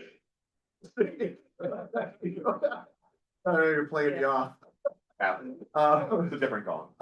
So far that funding has been quite stable. Again, knock on wood, and thank you. This is actually wood. But there has been uncertainty there, right? And I heard the question earlier about, if funding's paused, does it get returned? Yes, we get back paid, and fortunate enough, we're part of the larger university system, so it's not like we're a one-off nonprofit that doesn't have, not that we have massive resources, but we can, cover gaps until that funding comes through. The thing we have not contended yet with, so we get our federal money through Smith Lever, county funding through you all and your county counterparts, and then our state funding comes from the university system. As you all are very well aware, that also received a budget reduction. So that has not come down the pike as far as what that means for us yet. And that is because the university and the university system has been trying to be very strategic about not just being, everyone's going to take this level cut across the board and we're all going to do worse and suffer and with less people, right? And they're really focusing on what do we do well and where we're going to prioritize our funding. So yet to be determined what that looks like for us. The only thing that I would add to that is there's 3 missions for a land grant: teaching, research, and outreach. That's us. So we're a third of that mission, right, going forward. So we're here. So to confirm, it sounds like the federal funding, other than that position that's been eliminated, it has been at least fairly steady so far this year, or this past year. I would say steady with always little. Like, what's going on with that? Oh, let's talk about this. Gotcha. Yeah, so it's kind of a constant needing to pay attention, and what's true today might be not true in a week or expecting that to continue throughout this next year. But the Smith Lever funding comes through USDA, and that's always been very solid capacity funding for us. Because there's an understanding of the value of that mission, right, as we move forward. So gotcha. Yeah. Thank you much. We're going to do. I'm a little confused. I think you said there was one employee that wasn't exclusive to Strafford County to kind of work with other counties. Right? So we, to a certain extent, each of our field specialists are county-based, but have a skill set that is often used statewide. So our agricultural specialist, Jonathan, he is our county agricultural specialist and he serves constituents within Strafford County, but he's also our is a specialist in greenhouse management. So he does for example, some of the programming that he works on is a statewide webinar series. And so that's where his expertise in greenhouses and hydroponics is. He's able to take that to the rest of the state, but sort of in exchange, then his counterparts in our other counties bring their expertise into Strafford County. May I follow up to that question or that answer? Oh, okay, that was my fault. Okay, good. I know, just to add context to that. So part of the re-extension we talked about with the regional model, with that came a funding model for our different positions, and it varies by our positions. So for someone like Jonathan Evra, or another specialist, I believe also you, it varies little. The county would be funding about 25% of their salary. The state and federal dollars covering about 75%. Someone like Caitlin Wallach, who's our 4-H program manager, who does the majority of her work in the county would be funding about 75% of her salary, us 25%. Our administrative assistant, who used to be a county employee, then that was shifted over at one point, 100%, because her time is here in the county, right? So the funding model and the percentages of where the tab gets picked up versus the county versus those other resources varies by the type of work that person does. So the idea is that Jonathan Eva would receive, again, I don't have his exact breakdown, but roughly a quarter of his salary from county resources for him to focus on this county, but also for him to be able to spend time other places. And then also his counterpart, Jeremy Delisle, who's an expert in fruit growing. When someone has an orchard, has a question, Jeremy Delisle comes in, right? And he's also county based. So it's that statewide network piece. That's why I'm confused here, because it's leading me to believe that somebody's getting paid from other counties too. That are, when you read this is showing 320,000 from the state and 175,000 from the county. And I'm assuming that's for the 3.75 employees, which made me wonder, it's where it used to be 4.75. Or I guess it's the federal, but where you're saying somebody's not exclusive to the county, I'm wondering, is there money from the other 9 counties that's also getting tied? How big is this whole amount? This is only a portion of the spending you guys do then, right? Yes. So can you tell me the total? The total, so I have to go back. I'm gonna give you an answer and then I'd like to follow up with the answer. So before the SNAP Ed reduction, our budget was around 19 million statewide. But that is for all our county staff. We have an office in every county and our state specialists as well. There is very specific work that is dictated, right? So if it's someone's up a grant or if they're hired as a state specialist, there's very specific work that they are tasked with doing. Those dollars can't kind of be moved from one column to the next, right? So when you're talking about county work, your dollars in Strafford only fund the salaries of the people in Strafford County. But because of the funding mix, the state dollars will allow them to go into Belknap or go into, Belknap's not a great example these days, but go over into Rockingham, right? If they're that specialist, right? Lindsay says she's urban forestry specialist. Someone has an urban forestry question, that she can go into that county and work with them to help them. But the majority of her time is still going to be in the county, and that flexibility allows those other specialists to come in and benefit Stratford residents. So it makes the whole network stronger and the service we can provide I mean, stronger. we're all paying state taxes too, so it's not really that you're just exclusively paying for Stratford County. We're people who pay taxes that go to the state through various means. It's like, this is pretty surprising to me how big of an operation you got there. Well, it's a big operation because we provide many services, right? 5 different program areas, many different specializations. And again, going back to the beginning, it was how do we make sure residents can make a good living with best practices? And originally that meant you're going to make a good living back in 1915. You were a farmer or you're going to work in a factory as an engineer, right? Essentially. And then how do you prepare the next generation? And that's where our 4-H comes in. But over 110-year history, we have a statewide network office in every county. Not everyone's a farmer nowadays. We still have a lot of farming.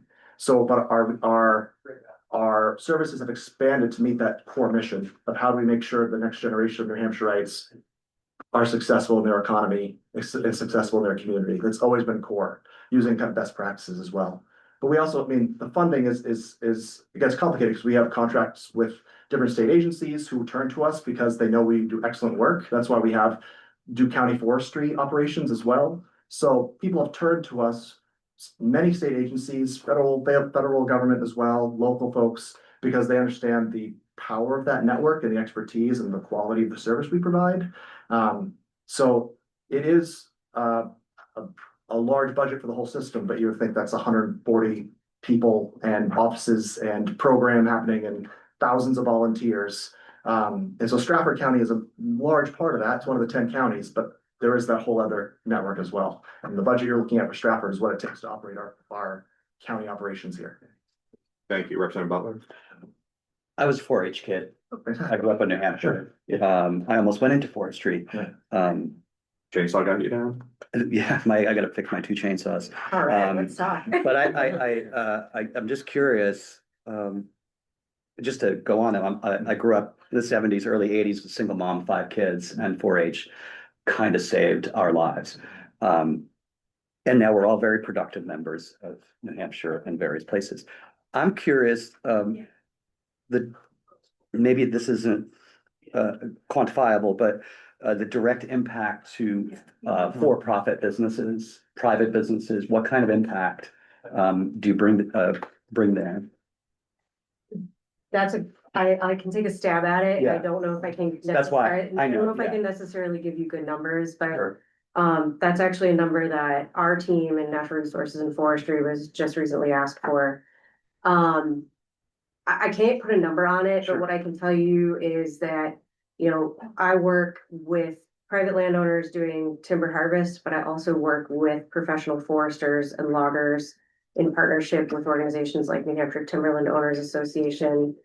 And by providing the education that we provide around best practices for management, raising the standards for professional logging, we are directly helping to increase the revenue for our loggers, our foresters, our sawmills, and in that realm.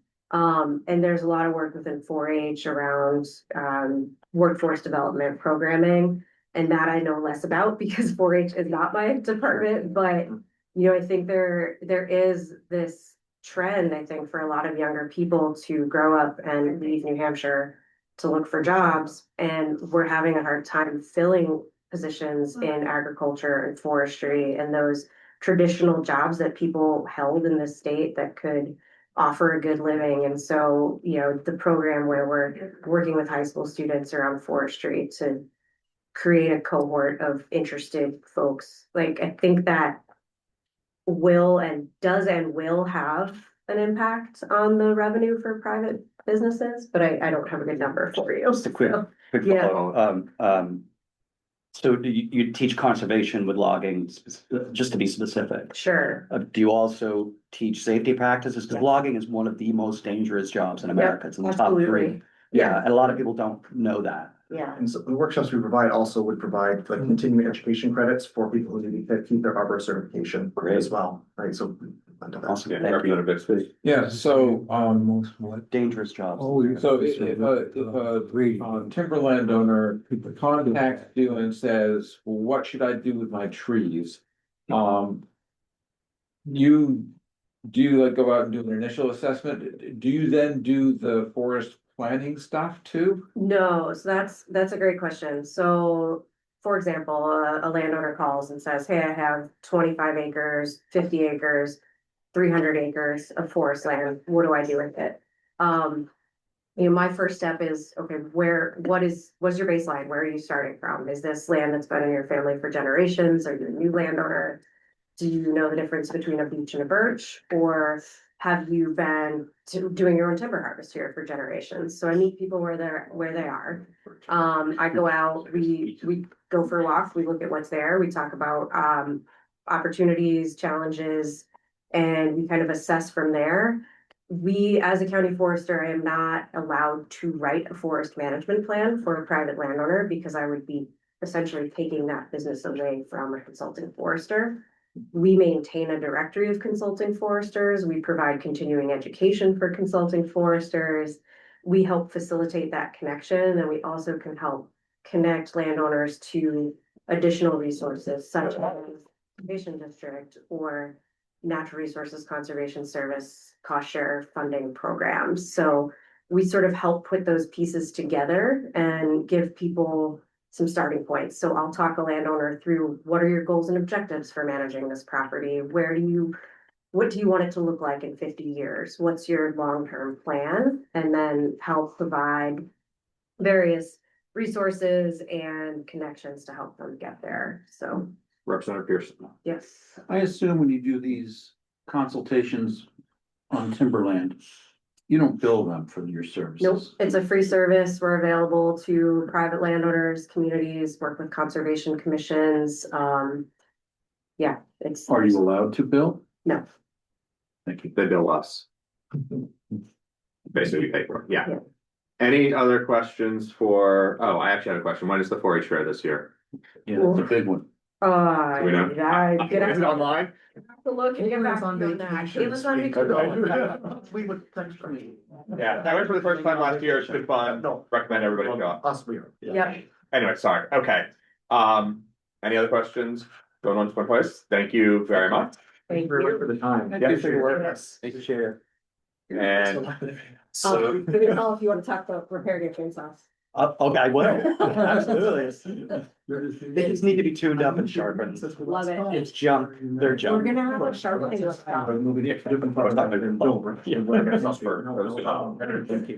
all right, Yeah. next up, hosts. Good morning. Thank you for Sorry. having me. Sorry, we're running a little behind for you there. No problem. I will pass out my handouts right away, so you can follow along if you'd like to. Yes, I think I have enough for everybody. My name is Michael Williams. I'm the Director of Operations with Post. We run public transit throughout the region from about fixed route buses from about Farmington to Portsmouth throughout Strafford County. And then we also run another flavor of public transit, which is door-to-door services for seniors and people with disabilities. That's the fastest growing section of our business, but it's we do both things. So where there's density, we run fixed route transit, and where there's not, we run other types of services. Our ask of the county is primarily focused around funding Route 33, which comes right here to this building from the Dover Transportation Center. That route cost Post around $400,000 a year to operate, and our ask of the county is just over $100,000. We also receive funding from the federal government through the Federal Transit Administration. We receive a little bit from the state, and then from Dover and the other communities that we serve, in addition to the fares people pay to ride and advertising that we sell on our vehicles. There's a lot of slides in here. I don't know that I need to go through all of them for you, but I do just want to highlight on slide 9, when we talk about Route 33, our ridership is really doing strong, especially on this route. Our whole system, our ridership is up. But from fiscal year 24 to fiscal year 25, Route 33 ridership grew 18% to over 28,000 rides on that route alone. And as of November, this route used to only come out here to the county complex Monday through Friday. On Saturday, it did half of it, and then it went out to the outdoor pool, which was not getting ridership, and we were getting a lot of requests from the rest home here, as well as some of the businesses on 6th Street. So now the route does come out here on Saturdays as well. I know that might not be too relevant for this facility, but it is something that we've had a lot of requests for. People on work release from the jail have requested that, and so that is now available. The schedule is the same Monday through Saturday. In addition to our actual services on the street, we operate the regional call center that is trying to make it as easy as possible for people to find transportation options. So if someone, let's say a senior or someone with a disability, has a mobility challenge, they can call this one number and we can connect them with multiple services, not just Coast, which operates a number of these door-to-door types of services, but also things like Ready Rides, which is a volunteer driver program, or CAPS grocery shuttle. We work with multiple of these providers, so there's just one place for them to call, and they don't have to try to keep in their heads all these different, smaller resources that might be available.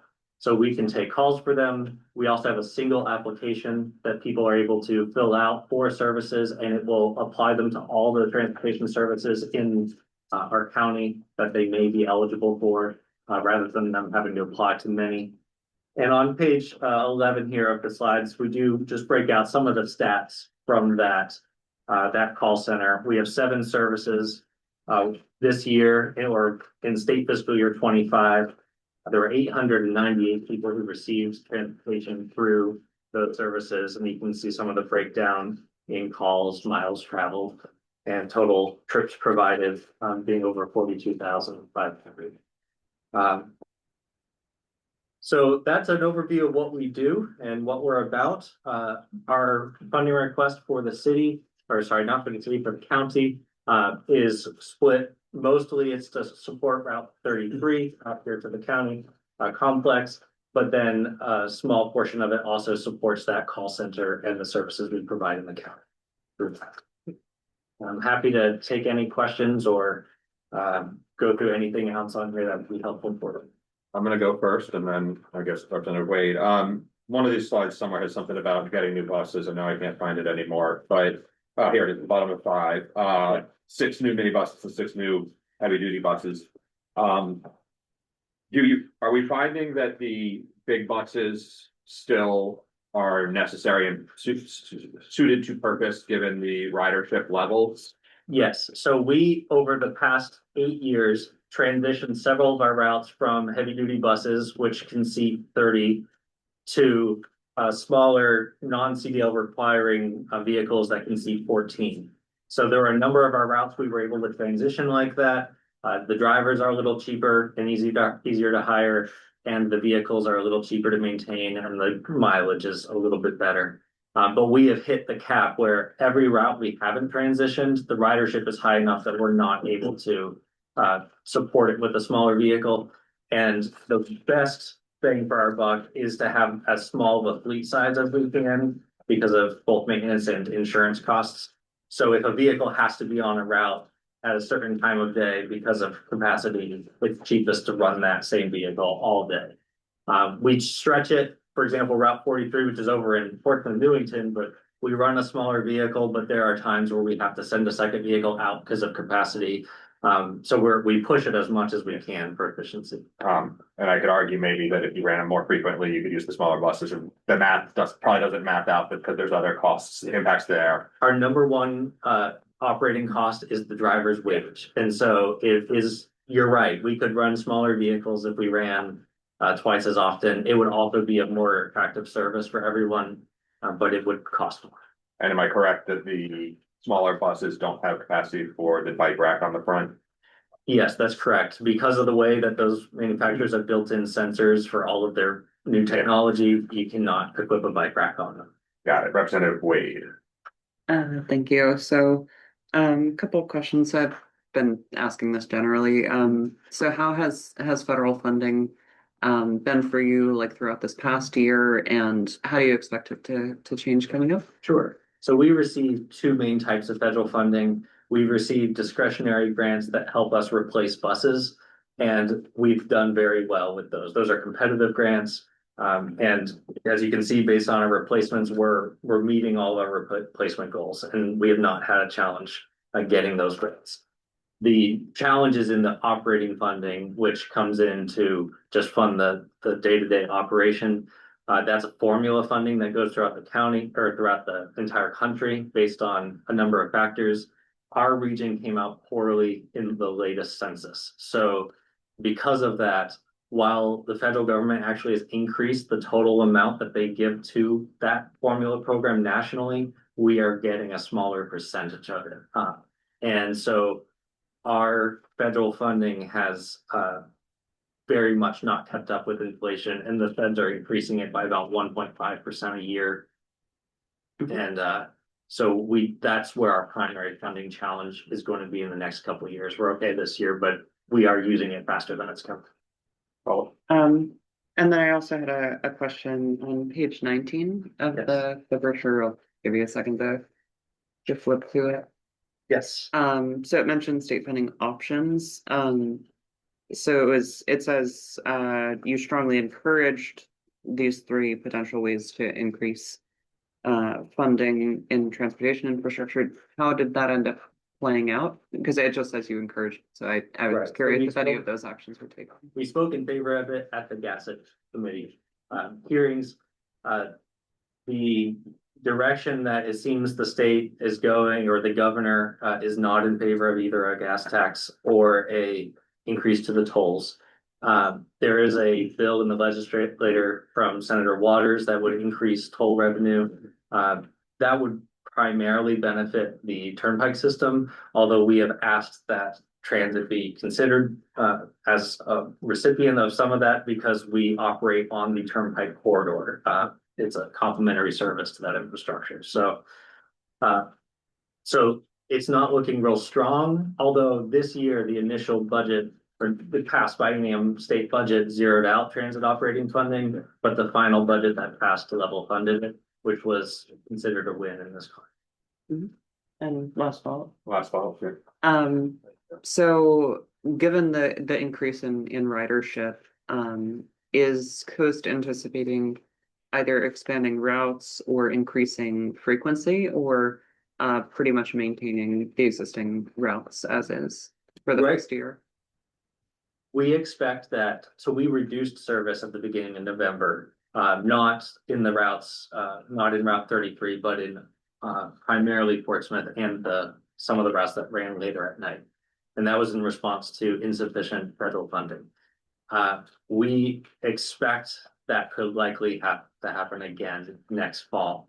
And we don't know yet what that would look like if that happened, but that would be in response to a federal shortfall, which is still something that is being negotiated. So I do not think that we are in a position to increase service in the near future. We're more focused on maintaining what we have. Gotcha. Thank you, Representative Pearson. Yes, tell me more about your complimentary ADA paratransit services. So this is required under the Americans with Disabilities Act. And it says that anytime that we operate what we call a fixed route service, the bus that stops at stops according to a set schedule. First, that bus has to be as accessible as possible, and they all are wheelchair accessible and have other features. But secondly, we have to provide a door-to-door service for people whose disability prevents them from being able to use that bus. And that could be because they can't get to and from the bus, which is a common issue here because of our sidewalk infrastructure. Or it could be because of a cognitive disability, not being able to navigate the bus. But anyone who qualifies for that service is required by law to be given door-to-door service anywhere within 3/4 of a mile of that fixed route system. So that's something, if we're going to provide the fixed route, by law, we have to provide that service. It is expensive. So it makes up about 24% of our budget, but about 4% of our ridership. So you can see a huge disparity there. People do have to apply. It's not just anyone who has a disability. They have to demonstrate that that disability prevents them from being able to use the bus. But that is a growing need in this area. Representative Butler. I'm curious, I grew up in Milton, and there used to be a route that went to Milton, and it brought me to my job in Rochester. After that, I had to ride my bike. I'm curious if there's, I have two questions actually.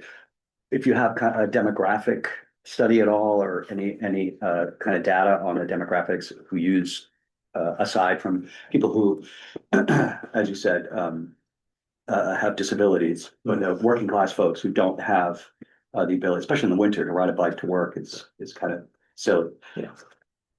Yeah, so we do every 2 years a survey of our customers where we ask a number of different questions, but included in that are some demographic questions about age, income buckets, why they're using the service, are using it to get to work or doctor's appointments or whatnot. And we also separate that out between the demand response, the door-to-door service, and the fixed routes. So I don't unfortunately have those results with me, but they are on our website, and that's something I could send you. But we have a whole bunch of graphs that kind of break that out over who our ridership is and what they're using the service for and what they think of the service. Sure, just to follow up. Is there any kind of impact study on local economy, jobs, private sector? Yes, there is. So the Strafford Regional Planning Commission, along with the Rockingham Planning Commission, because we overlap both, did a study on this a few years ago. And it's cited, they didn't, on slide 4 here, it didn't cite where the study came from, but that is where it was determined Coast's estimated economic impact in the region was about $33 million a year. And that's on an $8 million budget. So approximately every dollar spent on Coast generates $4.08 in economic activity. And that study involves connecting with the private sector and all the employees and customers we're bringing to those businesses. And of course, we're also, spending money in the community to maintain services. And also providing jobs. Yes, we have about 65 employees. Here, Representative Morgan. Thank you. You mentioned the tolls. So like I followed the gas process, and raising the tolls is one of the things has its good points and its bad things. I think it's not likely to happen. But if it does, I'd rather let the Republicans take the hit for it. But anyway, your buses use the turnpike system. So you have an interest in keeping the turnpike system up. So that's one rationale for getting some of the toll funding. So right now, what I was wondering is, right now, do your buses pay the toll when they pass underneath the overhead toll gantries because you pass through the Dover No, Point one? we're exempt from the tolls. Does the same go for the Wildcat Transit buses or? I believe it does. Yes. Yes, but I don't know for sure with that. Yeah. Just like you as a representative. Yeah. Yes. Any other questions? Yes.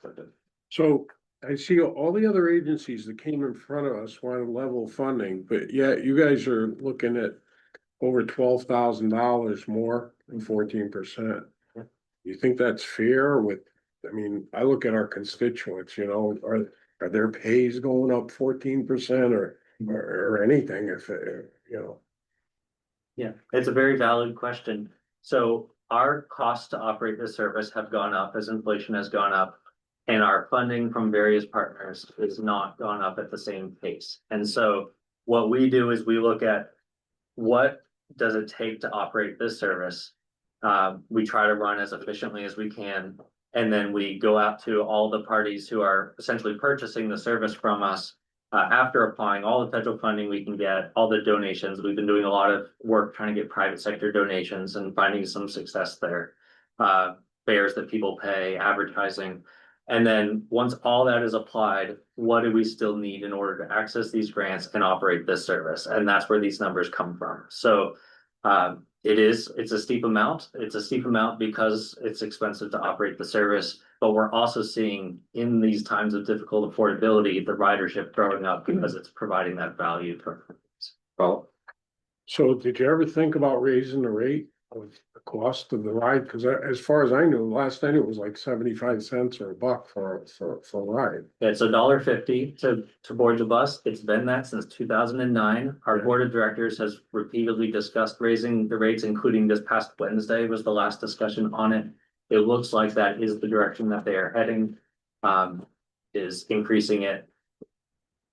That's where we are. So the discussion's happening. It's happening over my head, but Poor suckers in the private business, that's what we have to do, it's expenses too high. am I reading correctly here in the document that, and I'm sorry, I'm looking not at your document, but in the stuff that you submitted, it looks like fares for the Route 33 and 88 paratransit is approximately $32,000 of a $600,000 operating budget. So raising fares is something, but that's not going to make up any shortfalls. there's two reasons that raising fares doesn't do as much as we'd hope. One is that about 55% of our operating budget comes from the federal government, and every dollar they give us has to be matched with a local dollar, and they do not accept fares as match. So while a dollar from the county gets doubled immediately by the federal government, a dollar from a passenger cannot be doubled. So it doesn't go as far, although it's still important revenue. The other, I'm sorry, I think that was did I not answer your question? Yeah, I understand, public transit and the fare box is a factor, but it's not the factor generally for this. So, Representative, go follow up and then Vince. Yeah, so as I noted with some of these other groups, you guys between cash and CDs have about $3.5 million. Last year, I pointed out it was $3 million.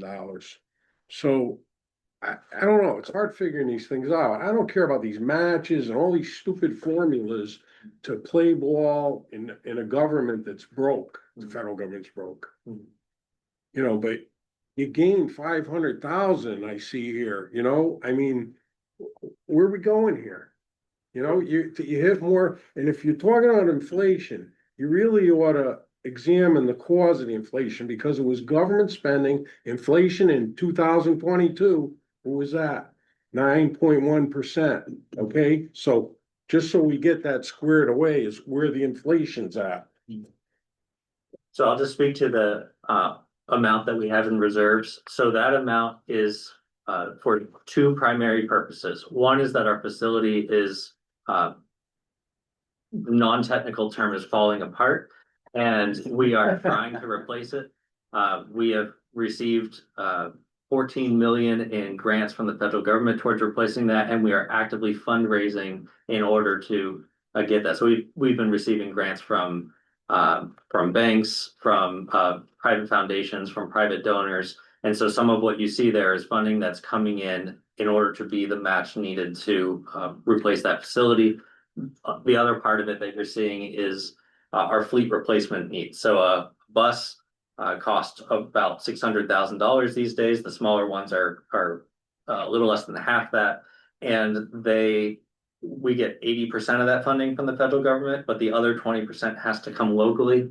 And so that reserve fund that we have is scheduled out for the capital replacement needs of our fleet, which is separate from the operating budget and is not part of what we are asking the county to contribute to. Thank you, Representative Bixby. Yeah, so.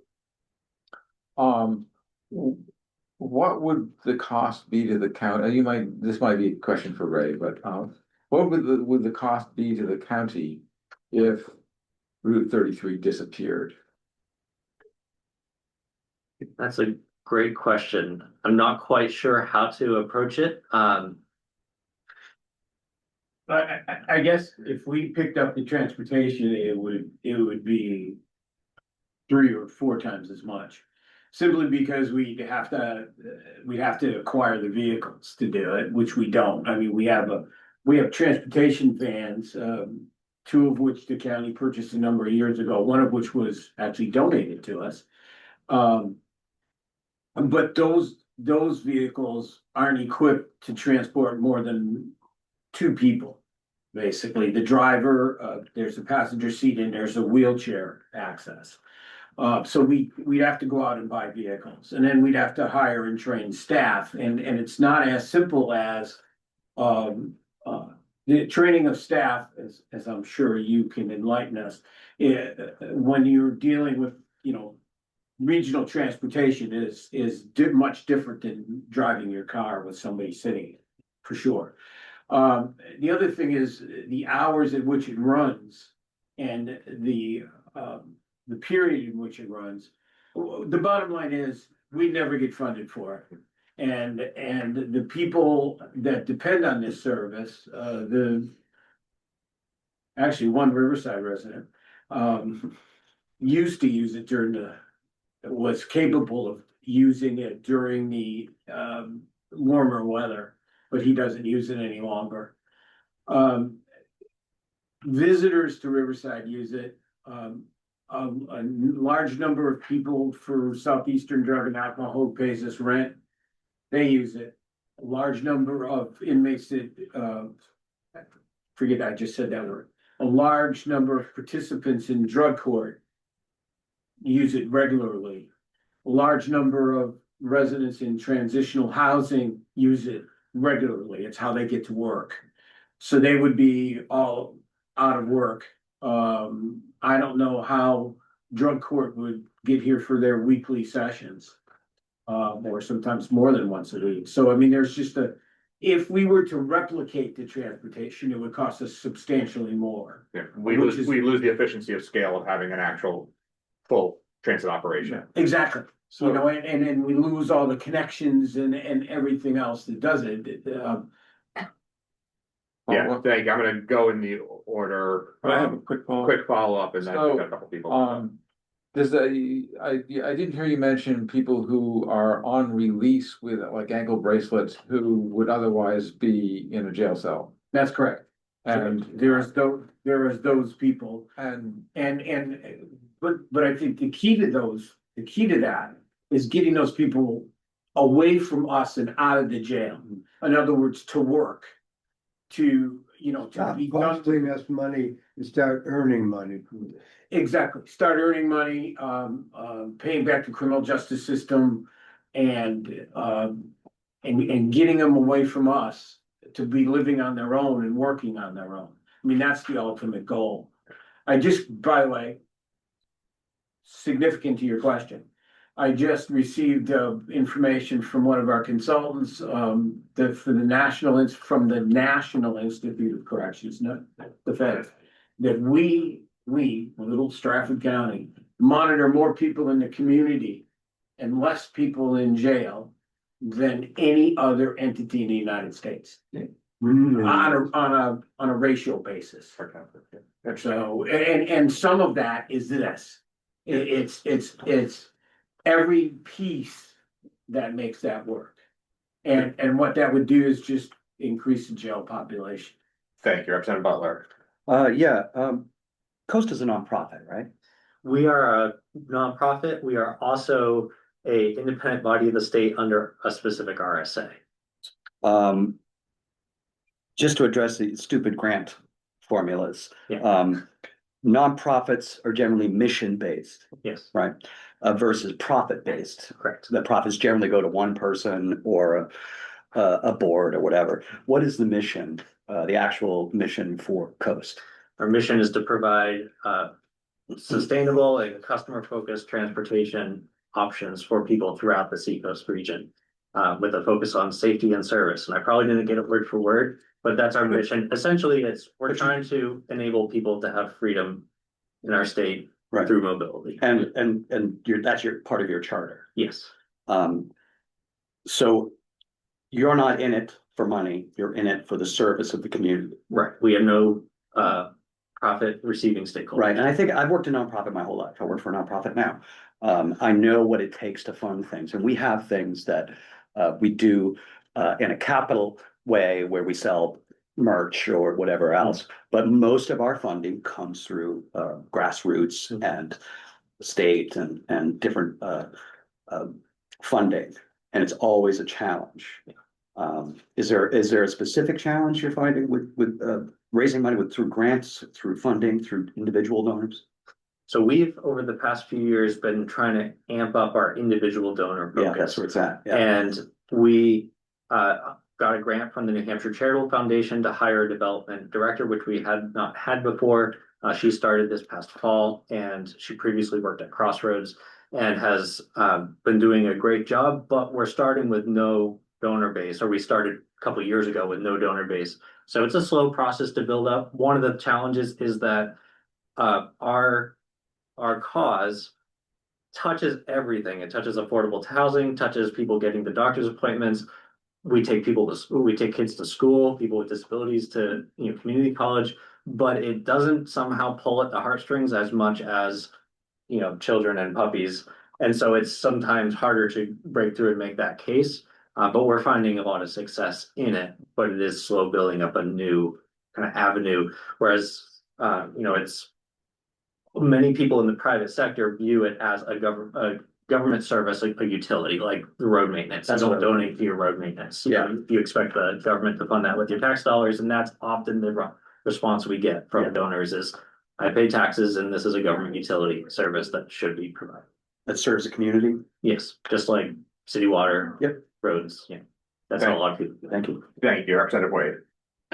Yeah, so I asked this question a couple other times, basically trying to quantify the specific amount that we're giving you in terms of how does that translate to actual services delivered. So in this case, the request is around $100,000. You said there's a 1-to-1 match with federal funding. So assuming this was approved as is, that would be about 200,000. Could you quantify what $200,000 of funding translates from Coast in terms of number of rides provided, number of et cetera? Sure. So it's about half the cost to get the route out here to the county. So this route is, you're paying, maybe, I don't have the exact percentage, but maybe around 25% of what it costs to get this route out here. The federal government is paying some, the city of Dover is paying some, the state is paying a little, and then we have those other sources. In an hour of service, which is we average about 12 people every hour, every loop. An hour of service costs us about $100 or so to operate.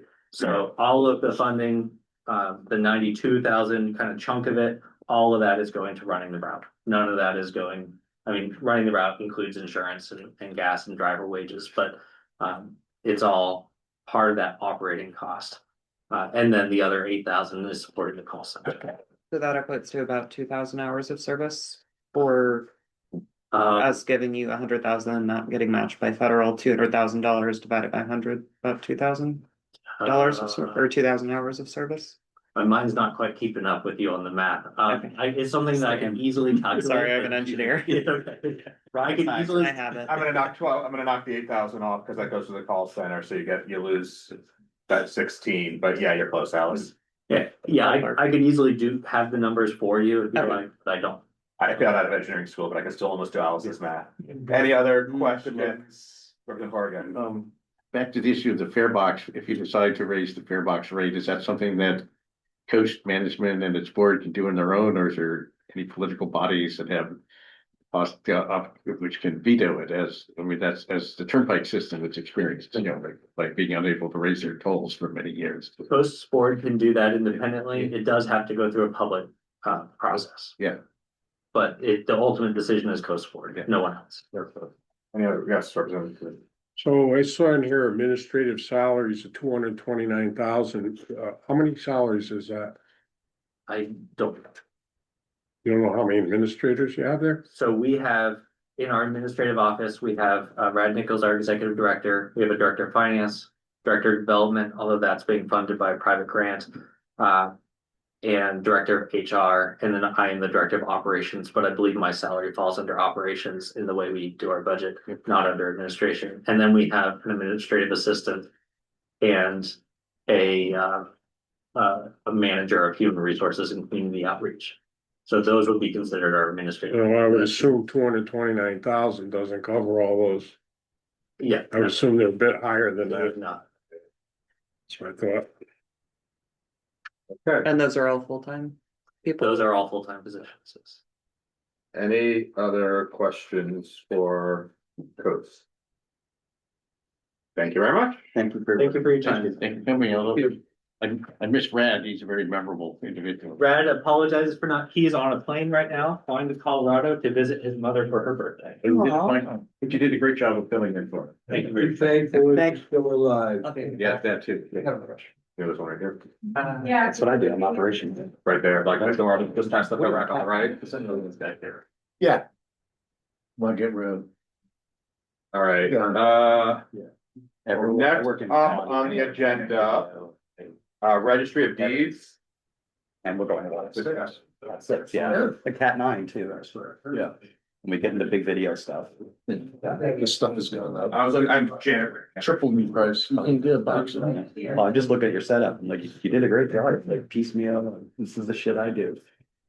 We got a brief break while we're waiting for our register of deeds to show up. Take a deep breath, talk amongst I yourself. gotta split like 12:30. That's fine. Would you like me to pause? Yeah, pause the recording. And I will resume it. All right, welcome back to Government Subcommittee. We are now on to Registry of Deeds, and welcoming our registrar, Catherine. I haven't put your name last name. Sorry, Sorry, I will get the last name.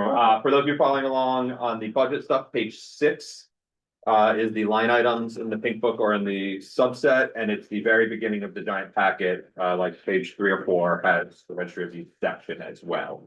And Catherine, the floor is yours. Thank you. Before I start, I do have the, in my booklet, my pamphlet, I don't know if all of you got that, the Registry of Deeds, this pamphlet. That's in here. I was waiting for the for co-file to send me documentation, supporting, for the preservation and restoration of the book. So I do have copies of that I can, I don't know if I have enough, but I can get more. Sure, at least And I'll one make in the sure record, they get if you're around. passed around, so you at least can include that. Great.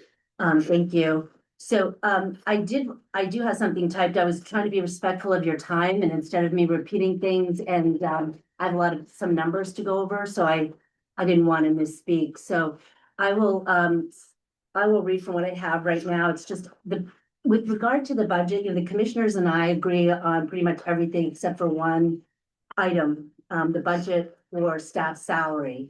And I think it would be helpful just to have a bit of a background of why I'm asking for a higher number, and that's on 004 under clerical staff. So my deputy is retiring at the end of November of this year. It is important that the office begins training a new staff member prior to her leaving. In 2023, the budget approved for the registry was just shy of $698,000. In 2024, I reduced the budget to $680,598. In 2025, I again reduced the registry budget to $644,659.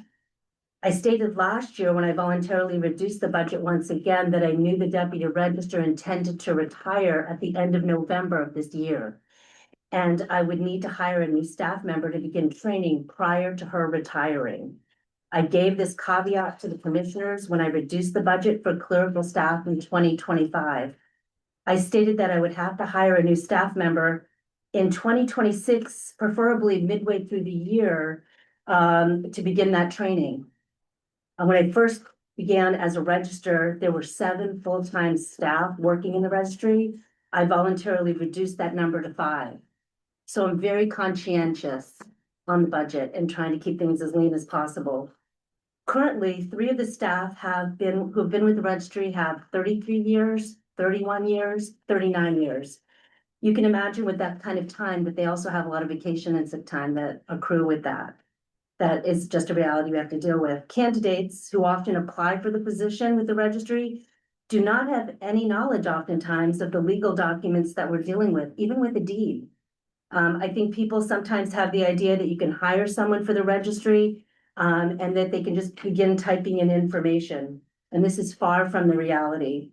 Staff need to understand legal property documents, how the grantor-grantee index works, how to use the processing system we have in place, the recording fees, which vary, understanding LCHIP and real estate transfer tax, as well as learning how to research documents in order to assist the public.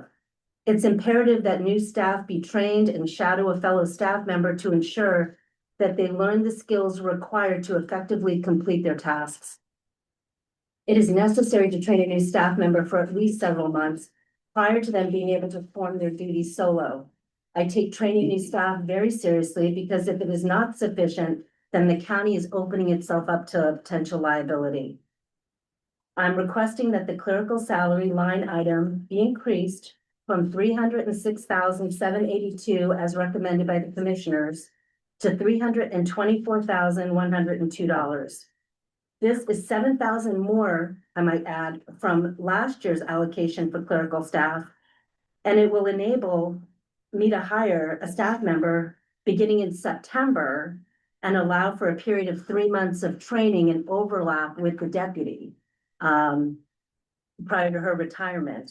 And ideally, I would have preferred to hire someone in July or August, but again, trying to be very lean as possible.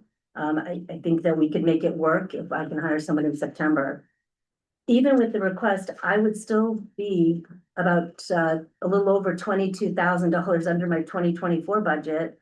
And that is still less than double of what the registry brings in as income to the county, in 2025. I mean, our income this year in 2025 is $1,332,656. We sent over 18 million to the, we collected over 18 million for the state of New Hampshire, real estate transfer tax and LCHIP.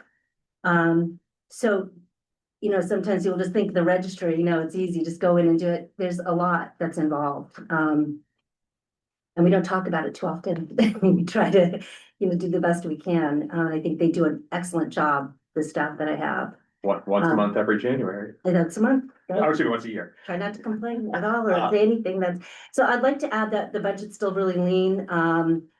This is even in light of the fact that with our vendor fiddler, we had to increase some costs for enhanced security that was necessary, part of everything that they were doing. And I spent many days negotiating the hardware costs down to absorb some of the extra costs that I knew that were going to come along. And I voluntarily offered to take some of the hardware equipment fund that we have to put towards it, to find a way to put some of that towards that so it wouldn't affect the budget as much. So I think that the requested change that I'm making is very reasonable and prudent in light of the needs of the offices and the services that we provide to the public. I would also add on another note, that under data processing, we had a surge in December of the document count. It really went up. And I based the proposed budget on it's data processing, it's line item 223. I based the proposed budget when I submitted it on numbers that I didn't have for December. And even now, from this time last year, we're up 282 documents from this time last year. So I suggest that perhaps that under data processing 223, that number also reflects document count for 2026 from what I proposed, from 16,750 documents to 17,500 documents. That would increase that line item of $1,747 from 39,028 to 40,775. So even with this increase, I'd still be less than 20,000 from what I was in 2024. And the final number for the budget would be $660,36. So I'm happy to take, I just hope that doing it the way I did kind of saved you some time. I was trying to be respectful of your time with that, so. Appreciate that. I have two quick questions. I'll go in the reverse order, the two line items mentioned, the data processing, the pages, that's based on, and I think it's one of the documents you gave us, right, it costs this much per page. It is what it is. Right, it's $2.33 per document for the index and processing, and that's what we have to pay per document. So when I first came up with that number, it was based upon a lower, but we really surged in December, and now we're continuing. So do we expect that trend to continue? You know, we really don't know, but it looks good. I mean, we're still early in the year, but I'm hopeful. Is that number based on number of transactions of sales? It's not only sales, no, because there's other things as well, such as, liens or anything, refis, any property documents that are recorded. So it's not necessarily related to sales. There is an impact with that, but it's not. And the second question I have is with respect to the 004 line item, the salary shift. I know we can't entirely predict the future, but looking forward, when the deputy retires at the end of November, can we expect that the replacement role will be a lower salary? Exactly, and I'm happy you brought that up, because I'm anticipating then in 2027 that we will be, right in line or less, hopefully. Because once that deputy who's been there for 39 years, all those other benefits are going to be reduced significantly.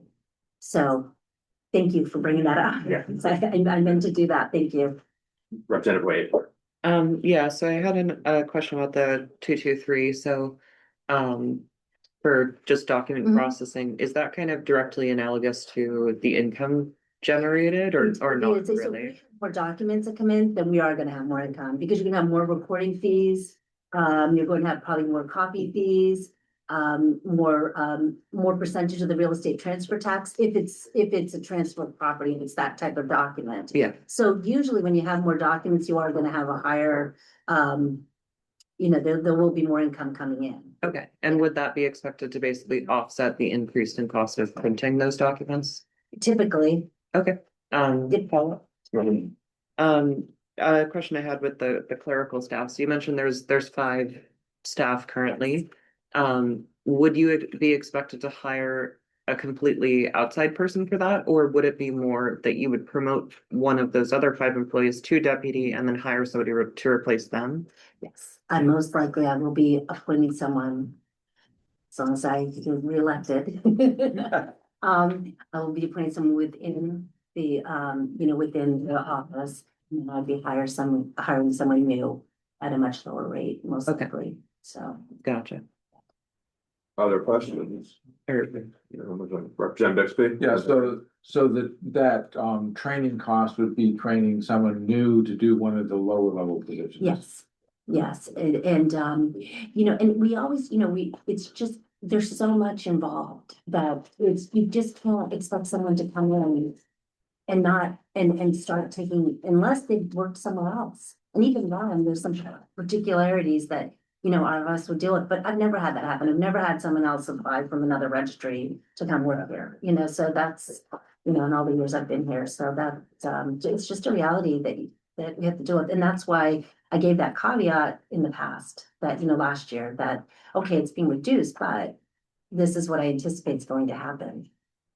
Thank you, Representative Horgan. Yes, there's this line here, income generated in Strafford County is 1,184,533 without tapestry, so what is tapestry? And I'm sorry, what are you, On the budget page, they is mentioned. that okay, so that was probably not including December, Okay. and it was probably not including a lot, several of the numbers that we didn't get into that, like the real estate transfer tax, which would take 4%, the L chip. So that's not you know, it's a picture of up until that time, and that's why it says, you know, that, but right now, currently, then we know that the income is over 1,300,000. Yes, you're running a healthy surplus to help support the rest of the county, and that's a good thing, right quick. Well, again, you know, we have no control, right? We still have to provide the service, but it is nice to have that.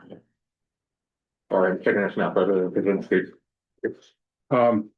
I'm not one for more spending, but I support your increase. You've done a great job in your department. Thank you. Makes total sense, the explanation you gave. And the fact is, it's refreshing to see that a new employee will start at a lower rate than the one that left, because I know in our government in Rochester, that's not common. Yes, well, Guys have- that's my, that's my. and that's Thank you. that's the way it should be done. I just have just a question on the side. When you talk about somebody there 39 years, just out of curiosity, what is the amount of paid vacation that's available to somebody at that point? I would have to look it up. I won't want to misspeak, but I can get back 6 to you. weeks, 8, No, 5. 5 weeks? Okay, yeah. That's what I was gonna say 5, but I didn't want to misspeak. Nobody usually explains these things when the benefits are, Mhm. you know, when people talk about benefits, 5 weeks. that's a max, so. Yes, sir, that's the matter. Are there any other questions about deeds? Wait, sorry. Is there kind of a broad estimate of the difference between the salary and benefits of the current person who is expected to be retiring versus the new hire? I haven't done that kind of calculation. It really is so dependent on who's applying and what their experience is. And I would anticipate wanting to give someone within the office who would be promoted potentially to deputy, you know, a bit of a bump, you know, because there's more responsibility. So I don't want to misspeak, but I know it will be less than what, you know, yeah. So I don't want to give you the wrong, you know, idea. At the very least, it should be what we had, you know, I mean, it's going to be lots. I mean, we have someone there who's been there for a long time and can, you know, there's a lot of benefits, as there should be. For someone who's dedicated that much time, you know, to the county, so. Yeah, and quick follow-up. So you mentioned that you'd be anticipating to promote somebody internally. Yes. Has that person been identified, or has any of those current staff members expressed interest in that already? I have not identified because I just don't think that's the appropriate time to be doing that right now. Okay. But I do have someone in mind. Yeah, and I because think you they would mentioned, be very good, and they would be very good. yeah, because just you mentioned they've all been there for 30+ years. So Yeah, I get. yeah. Gotcha. Exactly. Okay. Yeah, I appreciate that. Anything else? Thank you very much. Sorry for the delay. Before the registrar leaves, can I just put forward the commissioner's position on why? We allow no new positions countywide because of the tax increase that we're talking about. Also, whenever we hire new people in any other department, we don't hire anybody in advance to train them. So that's the commissioner's position. On the other hand, if the committee is inclined to give assistance, then my humble suggestion might be to raise the revenue in an equal amount. The revenue this year, I just got the number this second, because we're doing accruals, is slightly in excess of what we put in the budget. So if we repeated the same revenue, it would be enough to cover without impacting the tax rate anymore. I'm gonna tease So you. I'm offering the committee both options. I appreciate that. I'm gonna tease you a little bit and say, we'll deal with that in ways and means as a payback for last Wednesday, but. Ray and I had some fun a couple of days ago. I mean, I'm just keeping the fun happening. Question for Ray. A question for Ray, go ahead. Yeah, so you mentioned that there was, you just got those numbers in. So are you saying we do have the option to do to change it to the numbers that you recommended, the 324,000 and the 40,000? That's certainly the option of your committee, and if you want to do that and you would like me to bring that recommendation to get the exact amount, because there's no roll-ups in what the register of deeds says. So there's gonna be a retirement, there's gonna be, social security, and that does amount to a little bit of money. So what I would ask Janet to do is plug it into the computer, it would spit out a number. And I could bring that number to the revenue committee when they meet next Friday. And if your committee requests me to do that, I could bring that forward to the revenue committee, so it wouldn't, the taxes are bad enough as it is. Right. I just. We want the number to look net, even to what. I can make the number look net and still be consistent with the revenue. I just have to raise the revenue estimate, which again, remember, when we put the Why don't we revenue. raise the revenue estimate even higher, months make the ago. numbers better, come on. Well, I guess we could. How about reducing spending somewhere Yeah, else? I was aware of the There's roll-up one. and the extra expenses, but there's a couple things that I'm doing with revenue that I was hoping that actually might help with that a little bit. I've started to charge for Laredo accounts. And it's anticipated that'll be about another $15,000 a year because of that. We've already signed up companies, for those accounts, which is Okay. at $10 a month. So Can, just before you go, can you give me the two numbers again, so I have them written Yeah, down, sure. the revised, the revised 004, Thank you. 324. 112? So- 122? So at the final, it would be, I need the line items. yes, exactly. 004 and 53. 300,000, 324,102 for 004.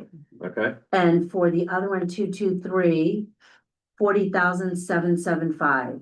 okay. And again, that, that's, I don't want to say, to me, that's not as, because we never really know about the document count. We could take the plunge, so that's not as, my real concern is that, the staff member, the new staff member, training that person. And to Ray's point about obviously having the staff salary, there are some other bits about. Right. All the other line items go up a little too.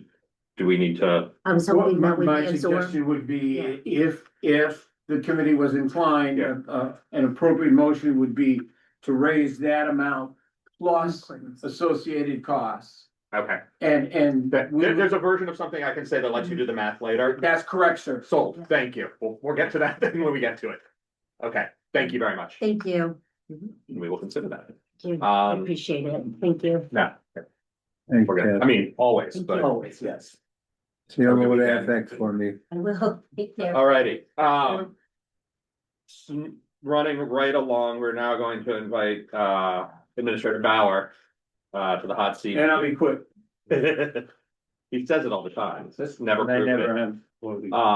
And we're gonna run through many of the line items, most of the first few are on pages 10 and 11 of the budget, and Administrator Bauer, I don't know if you wanna. Well, the first one would be Or- Medicaid costs. Yep, that is page 11 of your budget. And actually, the legislature sets that. Okay. Cool. I don't know more than that. It looks like it went The staff down. It member. only went down because the counties threatened to sue the state and because the state stole 18 months worth of money from us. Okay. And we got that 18 months paid back over 4 years. Okay. So it looks like it went down and it did go down because the budget the ultimate budget passed with a 3% increase, then a credit for the money that was stolen from the $22 million that was stolen from the counties by the state. Okay, When is year one of that 4-year period? Year one is in this budget. Okay, This is year one. Well, I'm sorry, that's not true. Year one was last year. This is year two. that's why I'm This is asking. year two. okay. That's why you'll see that amount's gone down when I'm telling you it's a 3% increase. But it's 3% and then minus that credit, our share, Strafford County share of the $22 million. Which is usually around between 8 and 9%. Okay, any other questions on Medicaid costs? J&A maintenance is page 10. And I'm gonna sub in for a little bit. I guess trust me to say that our maintenance director is his mom's Reasonably excused, understood. heading to hide her. So Reasonably excused. Say that again? his mom's ill. Oh, Oh, never mind. Here he is. Being true to the great man that he is with his. not only that, be dressed up for the occasion. He had it's been a difficult few days. Yeah. I can only And it's imagine. before Memorial Day, so I'm not sure what I'm doing. Wearing white. Yeah. So anyway, you'll see for J&A maintenance, we've wiped out the staff. Okay, And we've shifted the staff over to Riverside and reduced the staff. So somebody might be tempted to say, well, yeah, you moved the staff over to Riverside. No, you'll still see a reduction in the Riverside budget. So it's sharing the staff between both. Which is really the way it should be. We have one maintenance director and the union is fine with the fact that they've picked up the work in this building. So we have a system of emails that go and we have, in this case, it's all gentlemen, but it could be ladies or gentlemen, assigned to do the particular work that's necessary to be done in this building, in Hyder and Riverside. Also Southeastern's our building also, so we end up doing something in Southeastern. Sure. If I could add, one of the challenges that we have, good morning, everybody. I'm Douglas King, the maintenance director here for the county. I haven't met many of you before. One of the challenges that we have performing work in here is that these are leased spaces, especially upstairs in the probate, and we can't do work during the day. There's court proceedings going on and things like that. So one of the positions was added on to second shift. That gentleman comes over here at night, changes ceiling tiles, fixes doors, the nuisance stuff that really can't be addressed during the day.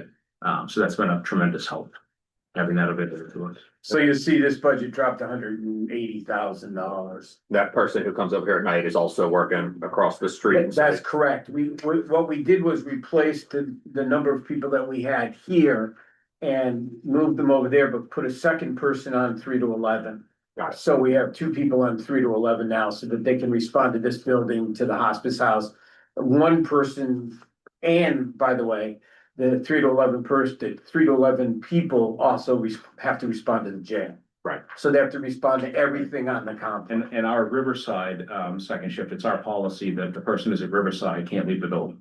Really, that's where I need somebody if an emergency happens. So if he's over here buried, not a cell signal, it's really difficult for us to do that. So that second person gives us the flexibility to address the issues around the complex, the jail, the courthouse, Hyder, really even receiving packages that are delivered at 5 o'clock. Okay, so you keep one permanent at RRH and one floats. Correct. Representative Could you Well, just, this is all great because Peter, it's under duress, but Representative Wade. alrighty, could you just quickly go through like an overview of the staff structure overall? Absolutely, yeah. So we have myself, the maintenance director. I have Brian Boucher, the foreman. Brian deals with vendors, lines up jobs, provides technical assistance.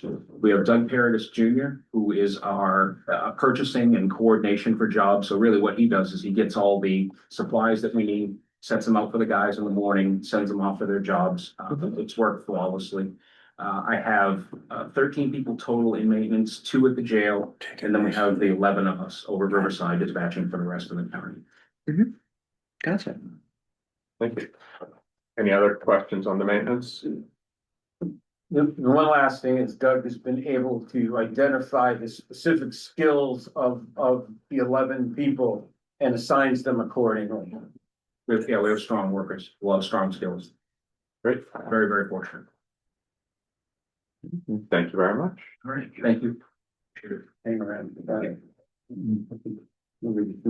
Next up, Portchester Cafe, back on page 11 at the bottom. The bottom line is, we collect several $100,000 in rent, as you can tell us from the page. A lot of that, or hunk of that is being sure that we can feed the juries, as well as the people that work and service this building. My goal is that it breaks even. Okay. Obviously, this is only the expense side of the budget. We don't have Ways and Means here today. Right.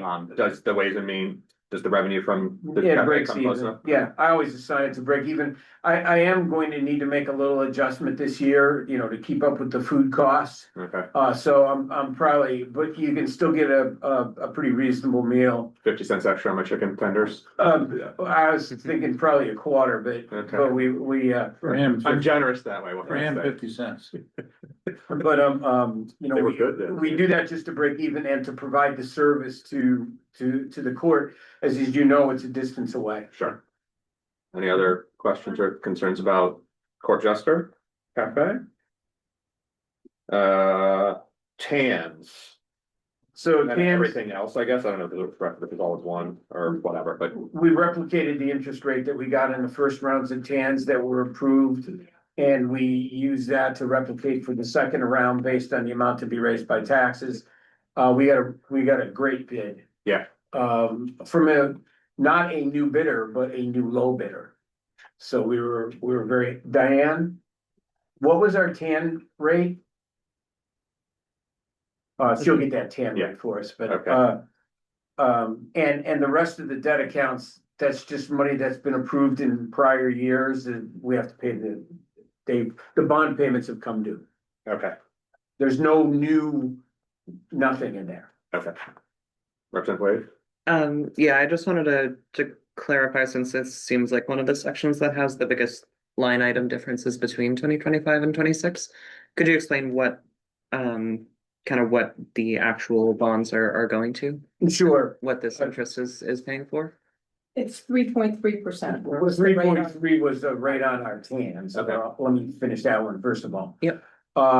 Second of all, what you're paying for is the bonds that you guys have approved Right. over the last couple of years.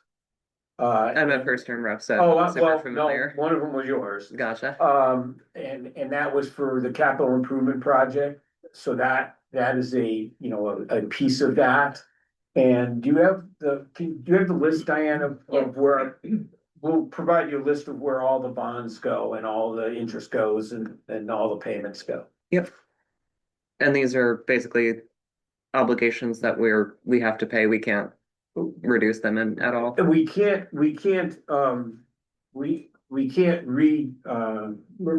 them. Yep. Sometimes you can refund bonds, but if you do that, you usually pay a higher rate up front with the idea that you might be able to refund it if the interest looks better in the future. Uh-huh. We usually pick the lower rate, Gotcha. particularly. So here's, we have 3 outstanding bonds. I can make copies of this for everybody, but here's our bond schedule and payments. Is there a difference between the word refund and refinance? Same thing. Same thing. Thank Yeah, you. they call it something different. You don't refinance it, you take a new one and pay the old one off. That's correct, sir. That's really awkward. Sorry. Yeah, it's all good. My parents would have insisted on that. It's all good. Just having some fun. Any other questions about the bond schedule there? And then I guess, Okay. I'm just looking through the schedule, health and general insurances and other. The bottom line is it started off with I don't need to burden you guys with everything that went on in the last legislative session with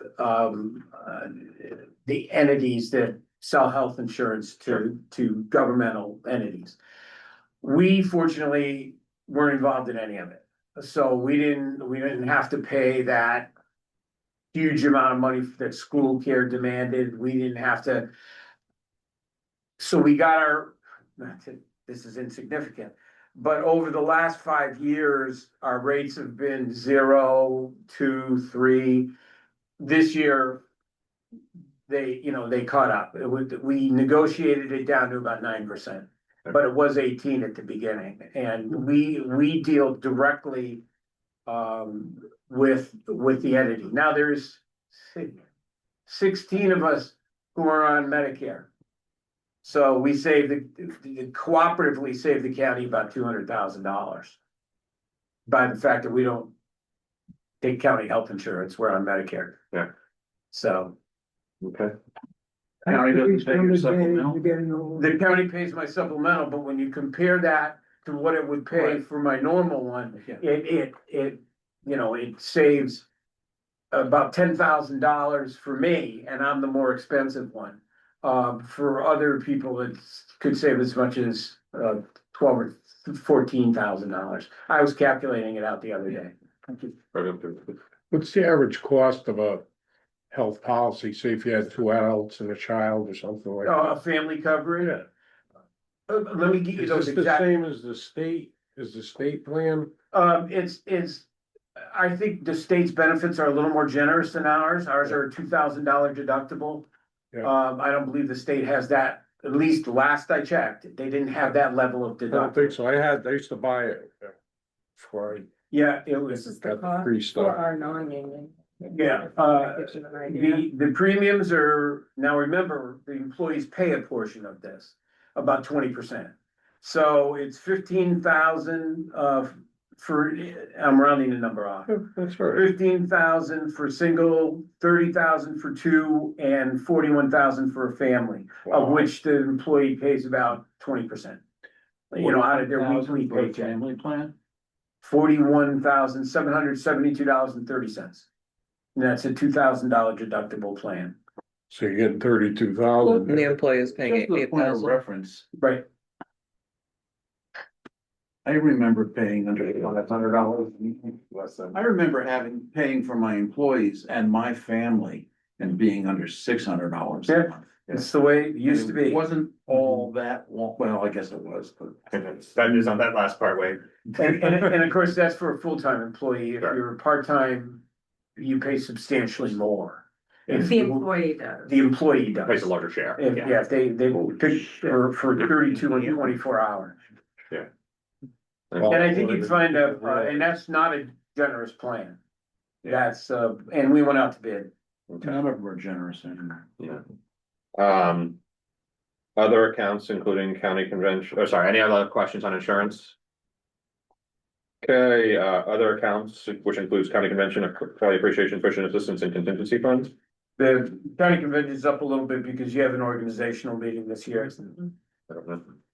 After the election, you'll have an organization, somebody else will have an extra meeting. That is page 20 on the bottom for your bucket lines for folks who want to follow along. Sorry, thank you.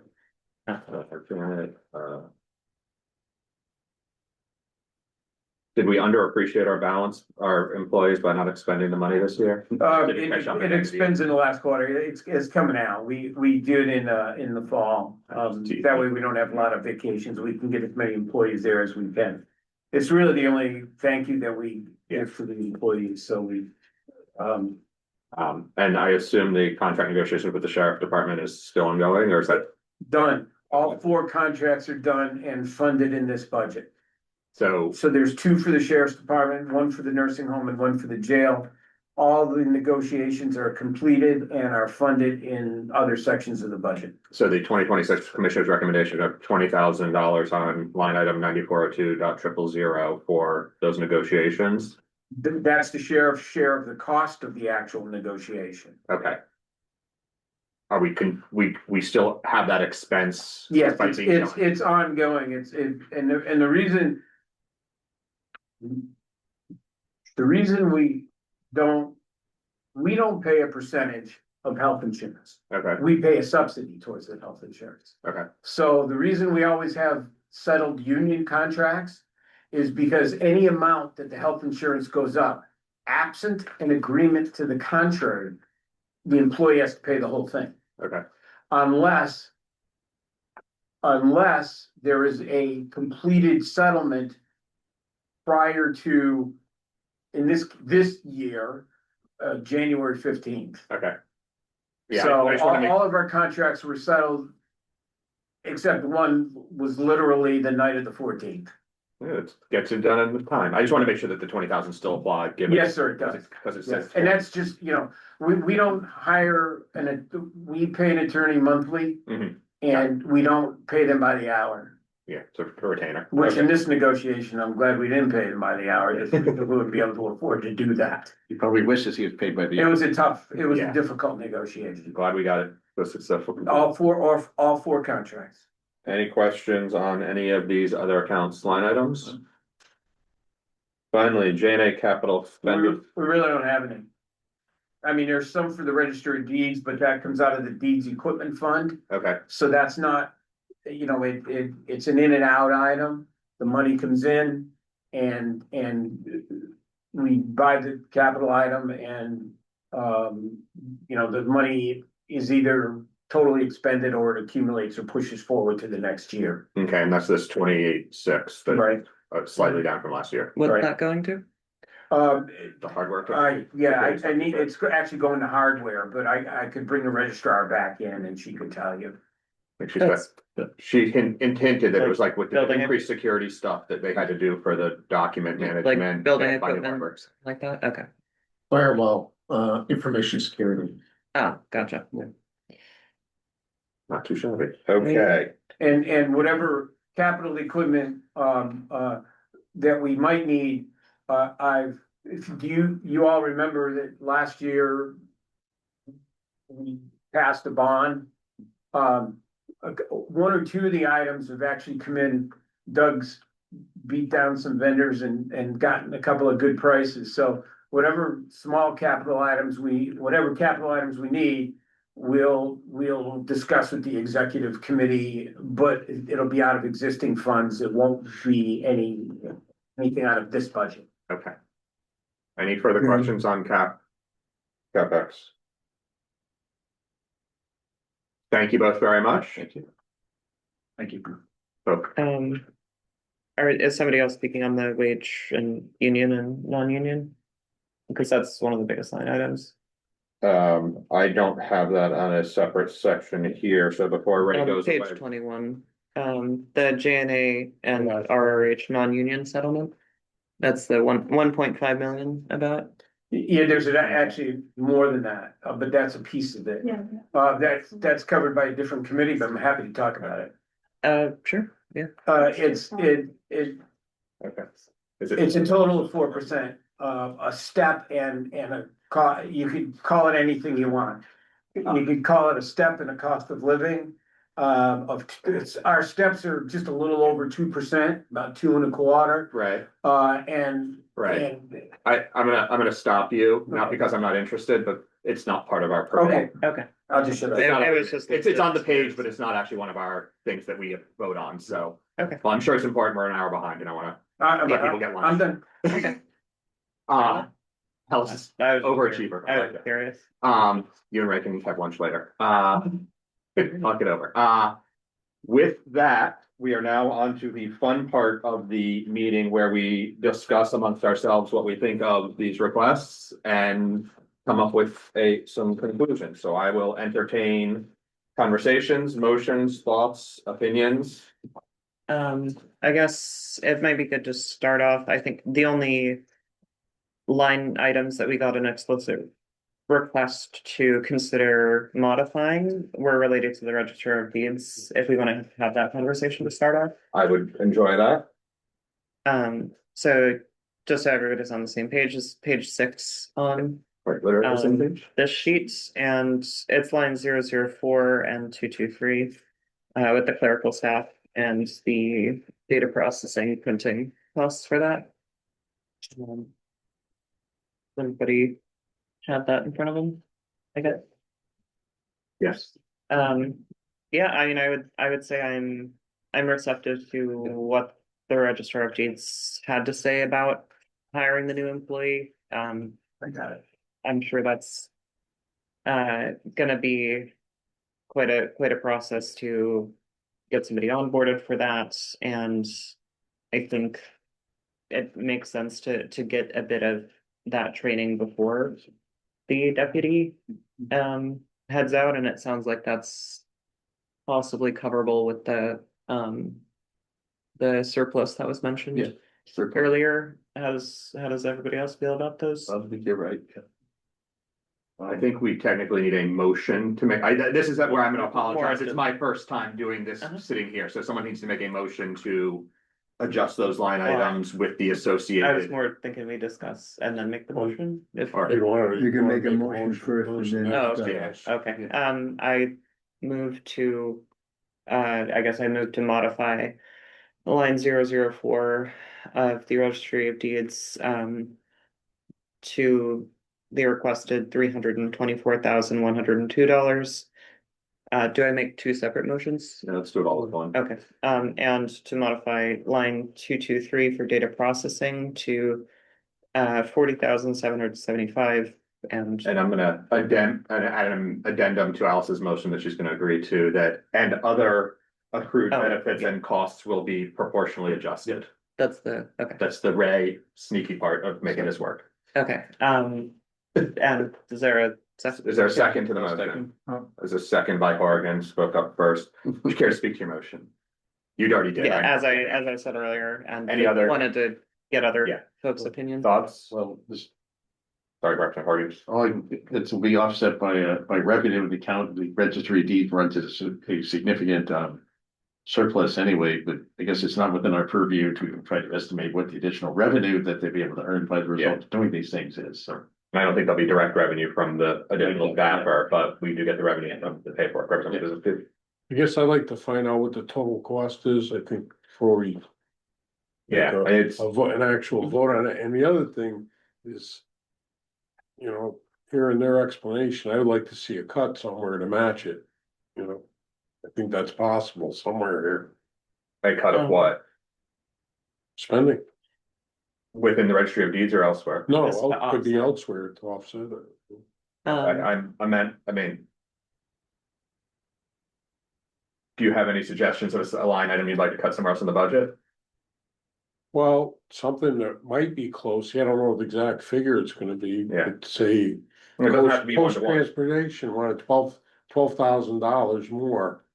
That was pretty close to the number, or maybe, you know, from a couple of areas. Well, I'm sure I look at something like Easter Seals that's got millions and millions of dollars, and I just can't. I can't justify even giving them $80,000, so that's where I'm coming from.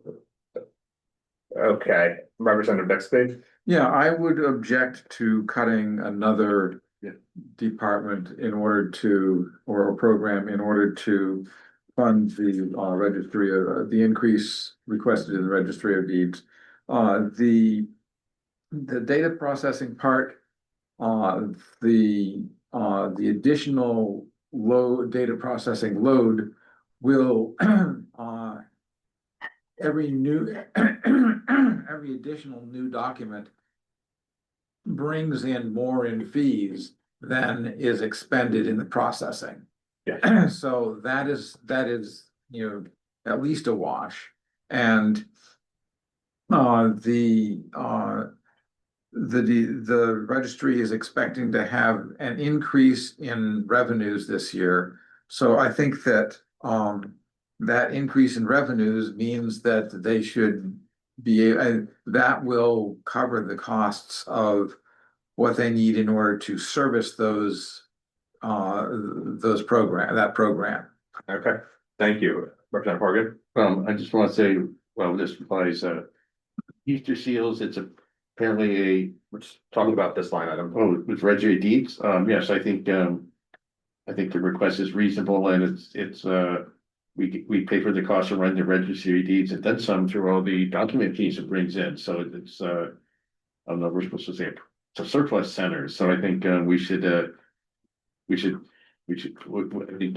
think her request was probably conservatively stated, and it was not unreasonable. And unfortunately, we're not the revenue committee, so we can't estimate what the revenues, but clearly it's making enough money to pay for these additional expenses. And so certainly cutting spending somewhere else would be, in my opinion, inappropriate. But Yeah, Representative Wade. Two things I wanted to mention. So I just calculated the exact increase that the register was requesting. So for the data processing, the increase requested is $1,747. And for the clerical staff, the requested increase is $17,320. The second thing I wanted to say is to ask Ray, are we able to get a ballpark of those additional costs that Representative If Kaczynski you was wanted to mentioning? take 3 minutes, Janet could do it for you right now and get you a whole new budget. Janet looks surprised at that. You know what I'm talking about, just. I just need to know what number you want me to plug in exactly, and I can go pull that up. We switched. Yeah, I'd want to get that too. Before we. Can you read it? My chicken scratch. 24102. Please hold while we attain those numbers. Your call is very important to us. We wish to provide you with the most up-to-date and accurate information. Our agents are working. that's probably very important. You can do it right Nah, out. I know, I'm just having fun now playing call center hold music in my.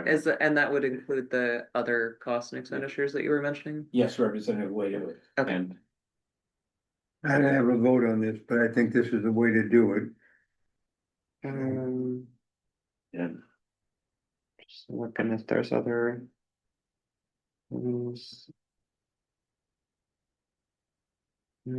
Yeah, so that total increase, if you add those two items together, would be 19,000. 19,067. I have it in front of me, I was gonna think. there won't be any health insurance because there's a delay. Okay, So the delay, once one leaves, the other one would start. So there's no, you don't get health insurance the day you walk in. Yeah, you have to wait your time through. So when one leaves, the other one, so we don't have a health insurance issue. It's just Social Security, workers' comp, and unemployment, which is relatively insignificant. What's the delay on the health insurance? It's never exactly, but it's between 60 and 90 days. Okay. So assuming that this would be a higher in September, that would kick in by the end of the year? Right, so we'd be, the registrar would, the deputy registrar would leave and her health insurance would stop. And the new person's health insurance would kick in. Oh, okay. So there wouldn't be any impact. Is the person that's leaving getting any health insurance paid by the county? We don't do that, sir. Now they are, but they won't after they retire. No, I didn't mean that. I mean, Oh, okay. could they be on social security or and not like you are? This one's not. Okay. I know who it is. So, I mean, this one's younger than that, but she wouldn't qualify. Okay, so it's apples for apples. So. Yes, sir. It's apples for apples on the health insurance.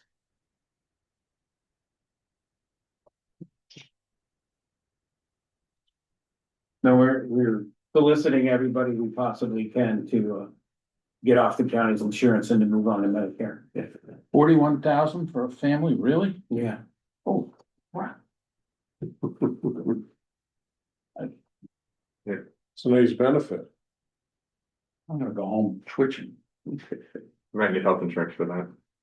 You mean twitching more? More, twitching more, yeah.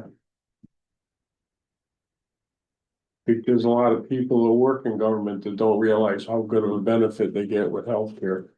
We remind them every year of their, our fare. I ask people all the time, did you realize what that benefit costs? Yeah, we have a fair where we educate our employees about their benefits and then let them know about the cost of their benefits. And obviously, it's a key issue that we discuss during negotiations. Because again, we don't pay a percentage.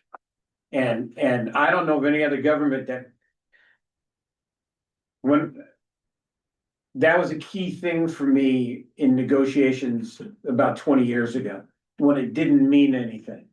Yeah. You know, when health insurance didn't mean anything, but we convinced the union by giving him like an extra percent to, at the time, to accept a subsidy as opposed to a percentage. Because remember, if you have an increase and you're walking into negotiations and you've agreed to pay a percentage, then you're already paying 80, let's say it's 80%. That's a common number, 75, 80%. You're already walking into negotiations agreeing to pay the union that 80% that they don't factor into the negotiations. So this way, we educate them as to what they would have to pay if we don't negotiate an equitable deal. And that's why I can't remember the last time we had an unsolved contract. Yeah, Representative Wade? Yeah, I'm just looking at some different line items to try and see like the unexpended balances. I wanted to ask, I don't know if you're familiar, line 229 on registry of deeds. It's Purchase service. says fees and outside services. The approved budget last year was around 69,000. The unexpended balance was 40,000. That's a bit over half. You'll find you were got those actually you got a used? quarter of the year left, and it always pays in arrears. So I think the best judgment is and I could bring the registrar back in, but the best judgment is looking at what she actually asked for a little more this year. She actually has the literally minute by minute totals as opposed to when we actually pay. What you see is what was paid through 3 quarters, not what was accrued through 3 quarters. Do we not have the full 4 quarters yet? Yeah, we might. Let me just ask. Okay. Do you have 4 quarters with me?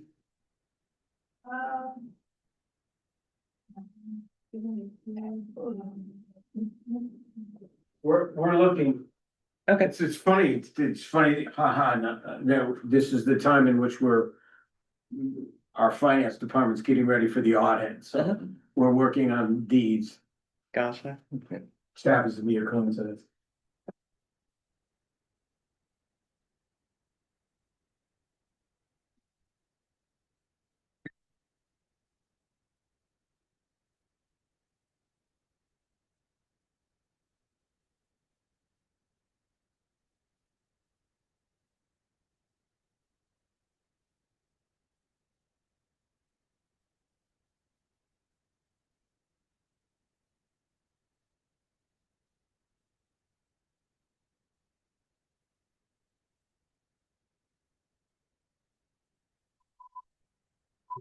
Printing. Okay. Well, you can never 100% trust a printer. That's pretty good, we've got that tuned down. He called you, sir. Mr. Chair. That's pretty good. Yeah. Going up in the world. I'm mostly gonna, hey, you. You know, no one has called me Mr. Chair Emeritus yet today. Take our chances.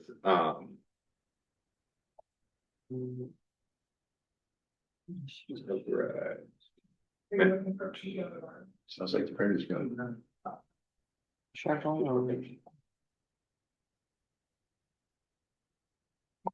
right. I got my copy back, at least I can follow along with what Linda Hollis was looking at.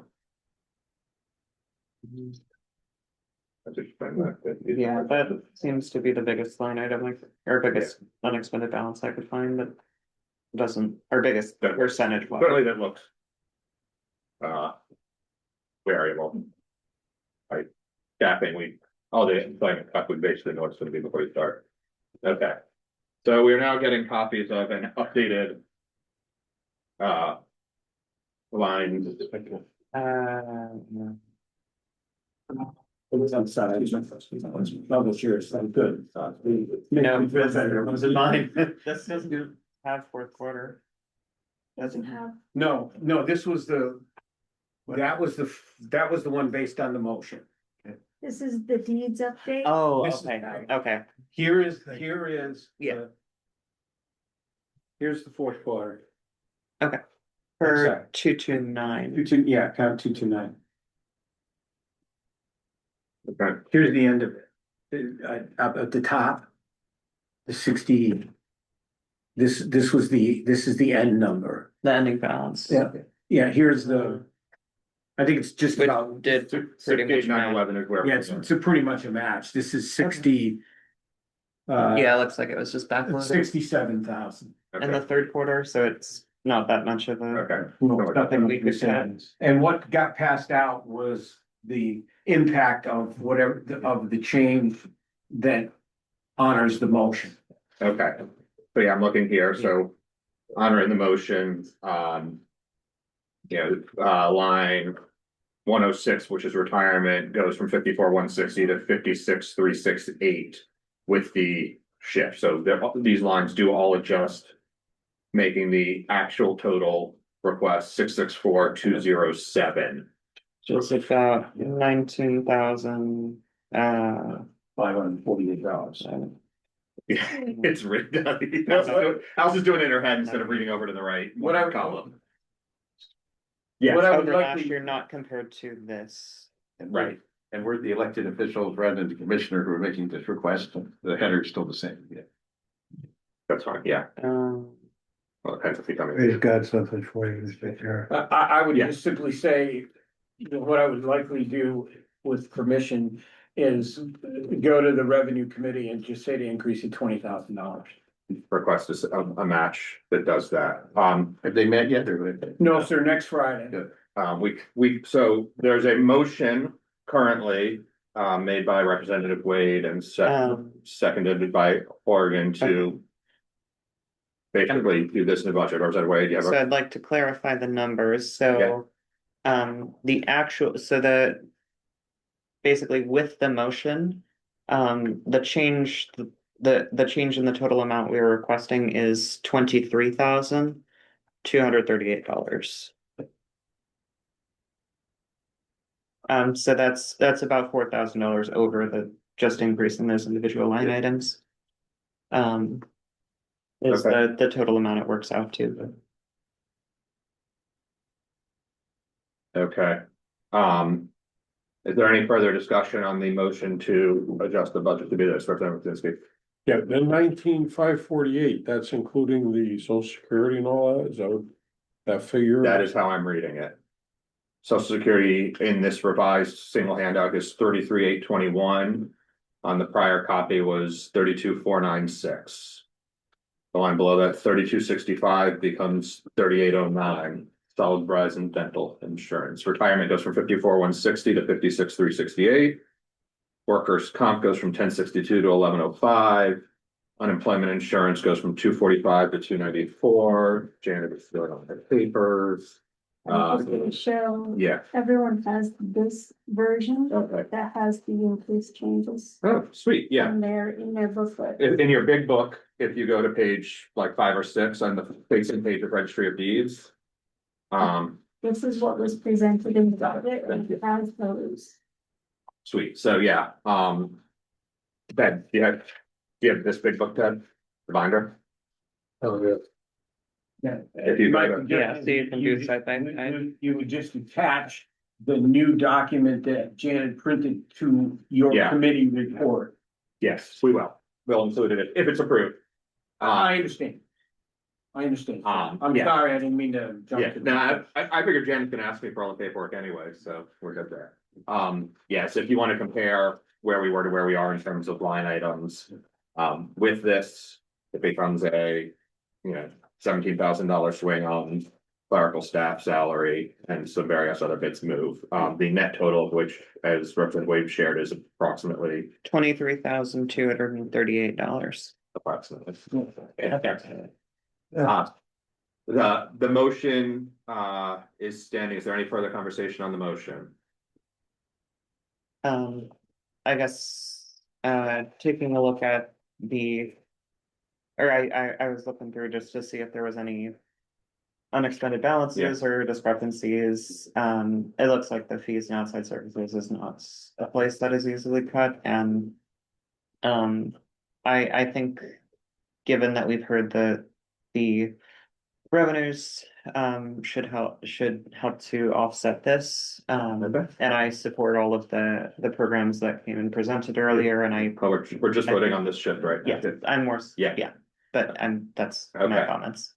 In that case, I'm gonna call the roll. We are voting on this single page now being the amended budget for the Registry of Deeds. Or I guess the amended recommended budget to the executive committee. Is that vaguely right? Okay, Representative Bixby, Yes. Representative Horgan, Yes. Representative Kaczynski, Yes. Chair votes yes, Representative Pearson, Yes. Representative Wade. Yes. Walker is absent and Is that? Chairman votes. I voted in, I didn't, I took put myself at the end, Representative Butler, who's actually not on my list, is a member of the committee, is now absent, but, okay, so 1, 2, 3, 4, 5, 6, it passes 6-0.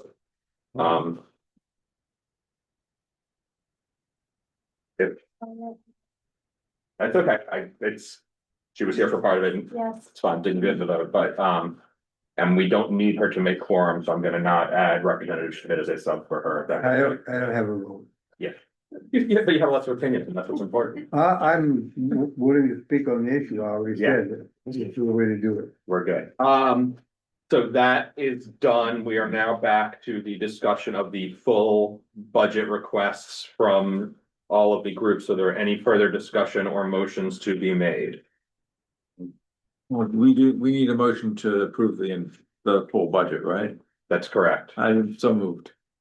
So moved by Representative Bixby. Approve the full budget, including the amendment that we just made. OTPA, as it were. Second. Moved by Bixby and seconded by Horgan. Is there any discussion on the topic? Representative Bixby. I'll say, as I've said all day today, these NGO nonprofits. I'm really against subsidizing them at all.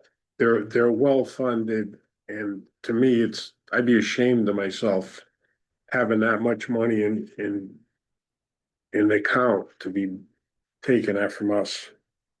And I would vote no because of that. Very well, Representative Pearson. My issue is with Mr. Seals. Yeah. They're asking for $80,000 and they're sitting on $3 million plus. That doesn't work. If $3 million is a lot of money. Yeah. I have trouble voting for this as they're getting that. So I would make a motion to cut Easter Seals from this. In its entirety. So do we have the motion on the floor, or how does that I'll work? second that. Oh, well, we have a motion on the floor. So we gotta do that one first. We would have So- to, well, that's approving the full budget, so I'm not Right. sure. So would this be a motion to amend the motion on the floor? I don't know the rules, and Al's not here. I actually don't know what, I don't even know what Peter, order we yeah. operate. I think your motion takes precedence at this point, in my opinion. I think, That would I think that would- logically it makes sense. I'm not sure that what rules we operate under, so, I'm going to, unless smacked down by anyone in the room, yield to what I believe is logical, which is to, discuss the motion to fully remove Easter Sealed budget. Is it to fully I think remove or that's to cut appropriate, it but to you have match to get a the other? second first. I would remove it. I'm okay with someone coming in and having reserves. Everyone needs reserves, but that seems excessive.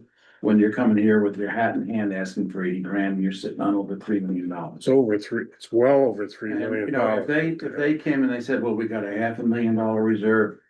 Okay, fine, I get that. You gotta have reserves, but that's, to me, is excessive. And that's just me. Yeah, and it's Is unfortunate. there a second for your motion? It has been seconded by Representative Kaczynski. Okay,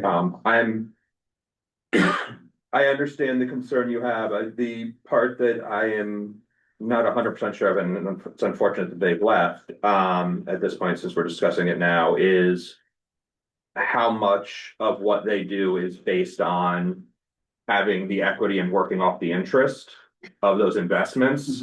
For a lot of nonprofits, is it in here?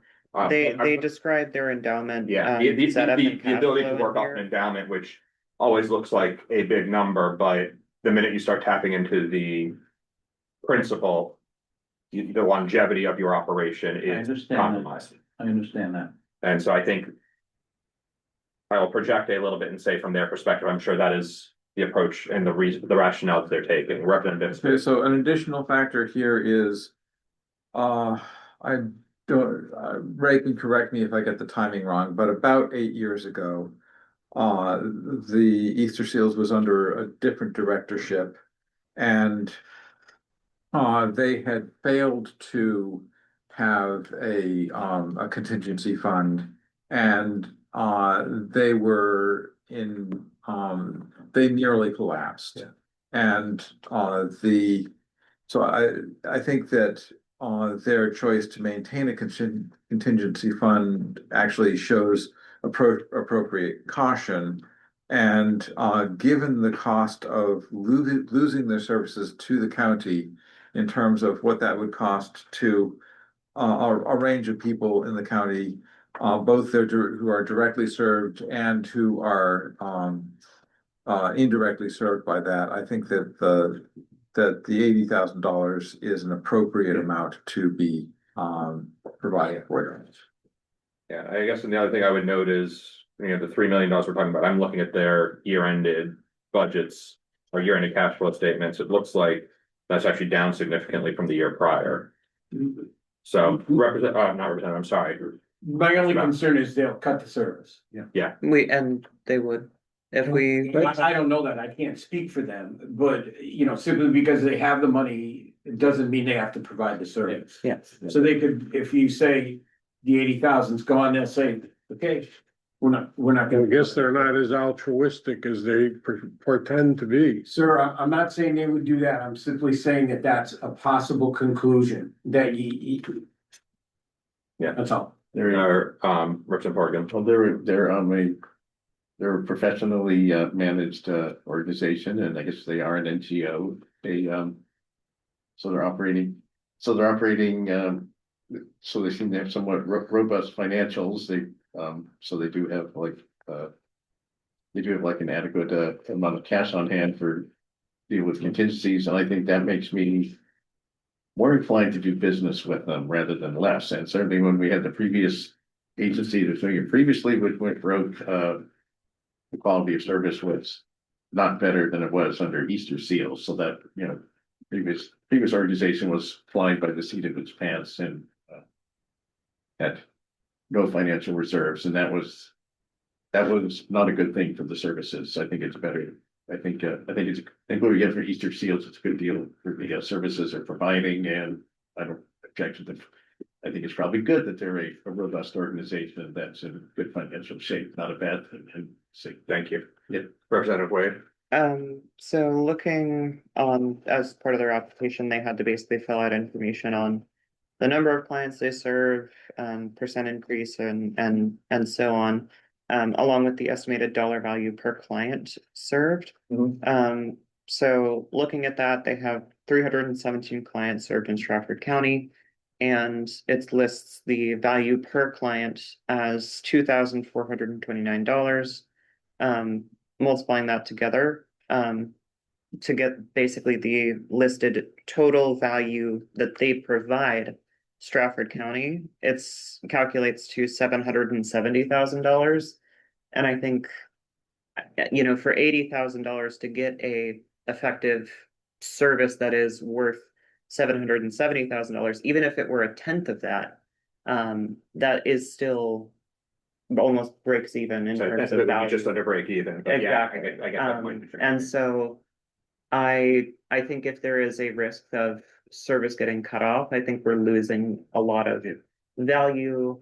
I think they are very cost effective for the services that they do provide.